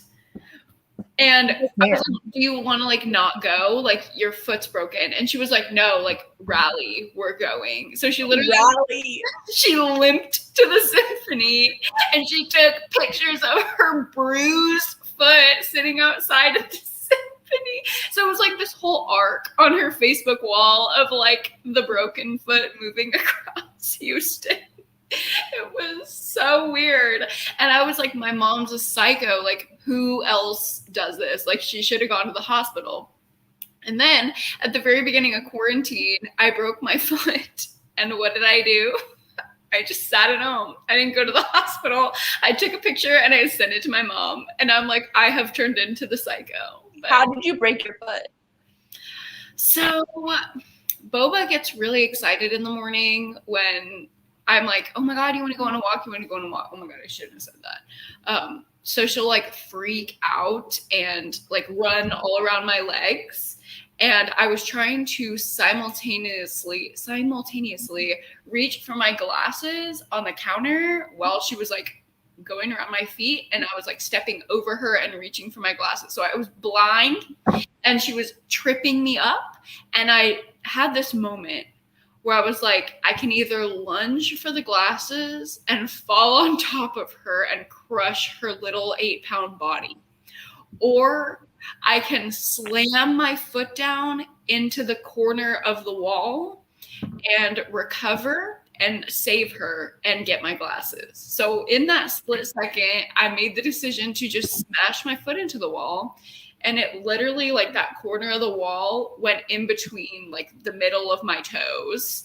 And I literally heard it crack. And I just laid on the ground and cried for, like, 3 hours. And poor Boba is just only like, 3? I was literally crying for 3 hours. And Boba was just, like, over me, like, girl, I thought we were walking. Like, what? Oh, my God. Oh, my gosh. That's horrible. It was so bad. This was my hair when it was grown out, but why are these pictures so blurry? Like, my parents really couldn't take a good picture. But like, I really thought I was like that girl, you know, that quirky girl. I was like me. Because I was wearing my Harley Quinn print dress. It had all these Harley Quinn things on it. And I was wearing my little Converse. And I was like, ready for 8th grade. I love that it's just like in a field. This is behind our house. Yeah. Oh, okay. It just looks like a random field. Like, she went out to the field and said, let me get a good pig. This is about to be a moment. Yeah. No. This is when I met Jessie the Reader. You met Jessie? Nobody's pulling it out. This is when I met Christine Catton. Wait, that's I want to go back to Jessie. I don't care. I'm obsessed. I love Jessie. His editing has to take him like 5 business days. This is when I met Jennifer L. Armentrout. Where were you? This is the book convention.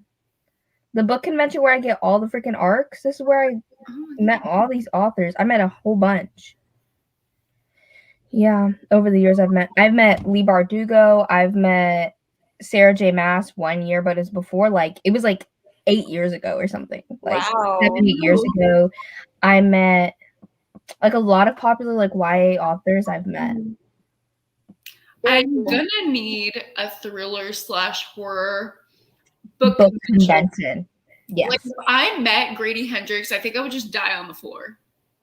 Simply pass away. Yeah, no one doesn't like him. What? Really, I want to be his best friend. Like, I want him to legitimately be my best friend. Like, if I meet him, I will create a pitch that's like, here is my PowerPoint presentation of Bring why. a computer? Yes. This is why we should get coffee, and you should like fall in love with me, but like in a platonic way. And then we'll just like hang out all the time. And I just want to talk to your weird brain. Well, you know, Scott Thomas DM'd me one day. Literally, y'all are like friends. Why did he DM you? I knew he followed you, but I didn't know he DM'd you. Because I read House of Leaves and like posted something about it, and he like wanted to know what my thoughts were, and we talked for a little bit. That's crazy. I still can't get over it. That's so the first thing I did is I screenshotted and I sent it to Haley. I was like, this is happening. I couldn't function. Like I was like, If that happened to me, I couldn't function. I didn't know. I was just at work. I was just like, do I respond? Because you can see I'd seen it. I was like, I'm gonna risk it all. Like, that's so funny because like celebrity like Instagram posts, whatever, like I never comment. I never feel compelled to comment on like celebrity posts. Oh, I know. Thousands of comments. I'm like, who the fuck is doing this? Mm-hmm. But then I see like Lisa Jewell. I know. And I'm like, she has like 17,000 followers, so she might notice me. Mm-hmm. And she's like posting about her new book, and I'm like, cheers, love, congrats. like, I'm like, please just give me a heart. Like, just give me a heart. So funny. Oh my gosh. Yeah. I do that with like booktubers. I'll do that with like Cindy Pham and stuff. I'll like follow their personal accounts and like hope they'll notice me on their personals. And sometimes it happens. And then like that's the most exciting 3 minutes ever, you know? Literally, this is like actually scary. Like I'm exposing myself. I was so obsessed with Gabby from Gabby Reads, like at the beginning of quarantine. Like she was my favorite booktuber. I would literally binge her videos every day. Like I really felt like we were besties. Mm-hmm. So I was already following her personal like account, and then I started making videos. She hit me with the follow back, and I'm like, whoa. And then go to a year later, and she like comments back to me. Oh, I know. Videos, and I'm like still sitting here feeling like this is a dream. But then I'm like, don't be weird. She thinks it's so hard. She has watched it. Like every time like y'all interact together, I see it because I'm equally obsessed with Gabby, and I comment. I am so creepy with Gabby, and I'm not creepy with anybody else. But like when she posted her haircut on her like personal account, I like DM'd her. I was like, it looks so good, and she messaged me back. I was like, thanks. That's so funny because I did the same thing. She was like, thanks, girl. No lie. I swiped up on that story. I was like, girl, you're killing it. I did the same thing. That is so, I'm obsessed with Gabby. Like, she is my comfort booktuber. Like, if I can't sleep, if I can't get, now that she has her ASMR channel, oh my gosh. It's just a constant Gabby Reads party over here. She's just so like genuine. Like when we're talking, I'm like, I'm really hanging out with this bitch right now. But we're not. But in my psycho head. Yes. No, I used to be obsessed, like completely 100% obsessed with Witty Novels. Whitney from Witty Novels. I don't know if y'all watched her, but she like quit BookTube around this time last year, and I went into depression. I was just like, what am I gonna do? I watched her every night, like even if I'd already seen the vlogs. She was just like a vlogger. And then that's when I found Gabby. I was just like, this is perfect. Yeah. I understand. I convince myself of delusions. Like, okay, this is not a booktube example, but there's like one TikToker, Vinny Hacker. Everybody knows him. If you don't, then you should. But like, I'm not obsessed with anybody else. I'll be like, whatever, like they're cute. But like Vinny Hacker, I have an unnatural obsession with him. And he got a scorpion tattoo like a while ago. And I was like, oh, like he got the scorpion tattoo because I'm a Scorpio. And he just knew in his soul that we are meant to be. We're soulmates. And that's why he got the scorpion. That is so funny. And I like convinced myself for real. I was like, that's the reason. And you know what? I still believe it. Yeah. What else? Why else would he have gotten a scorpion? Exactly. No other reason. Oh my gosh.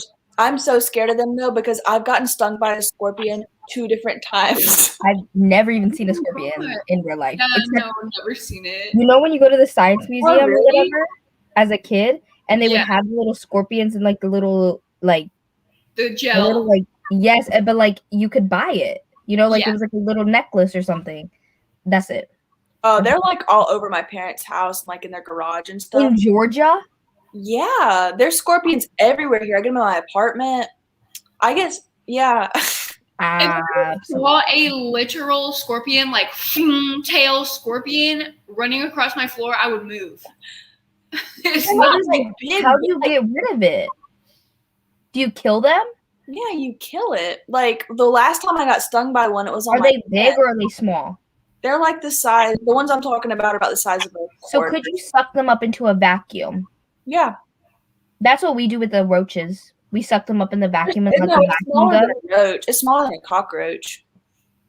The cockroaches are actually small. Like what we know are water bugs. Water bugs are the big ones. Okay, then it's smaller than whatever the big ones are. It's like the size of like a small roach or something. So you could suck it up in the vacuum.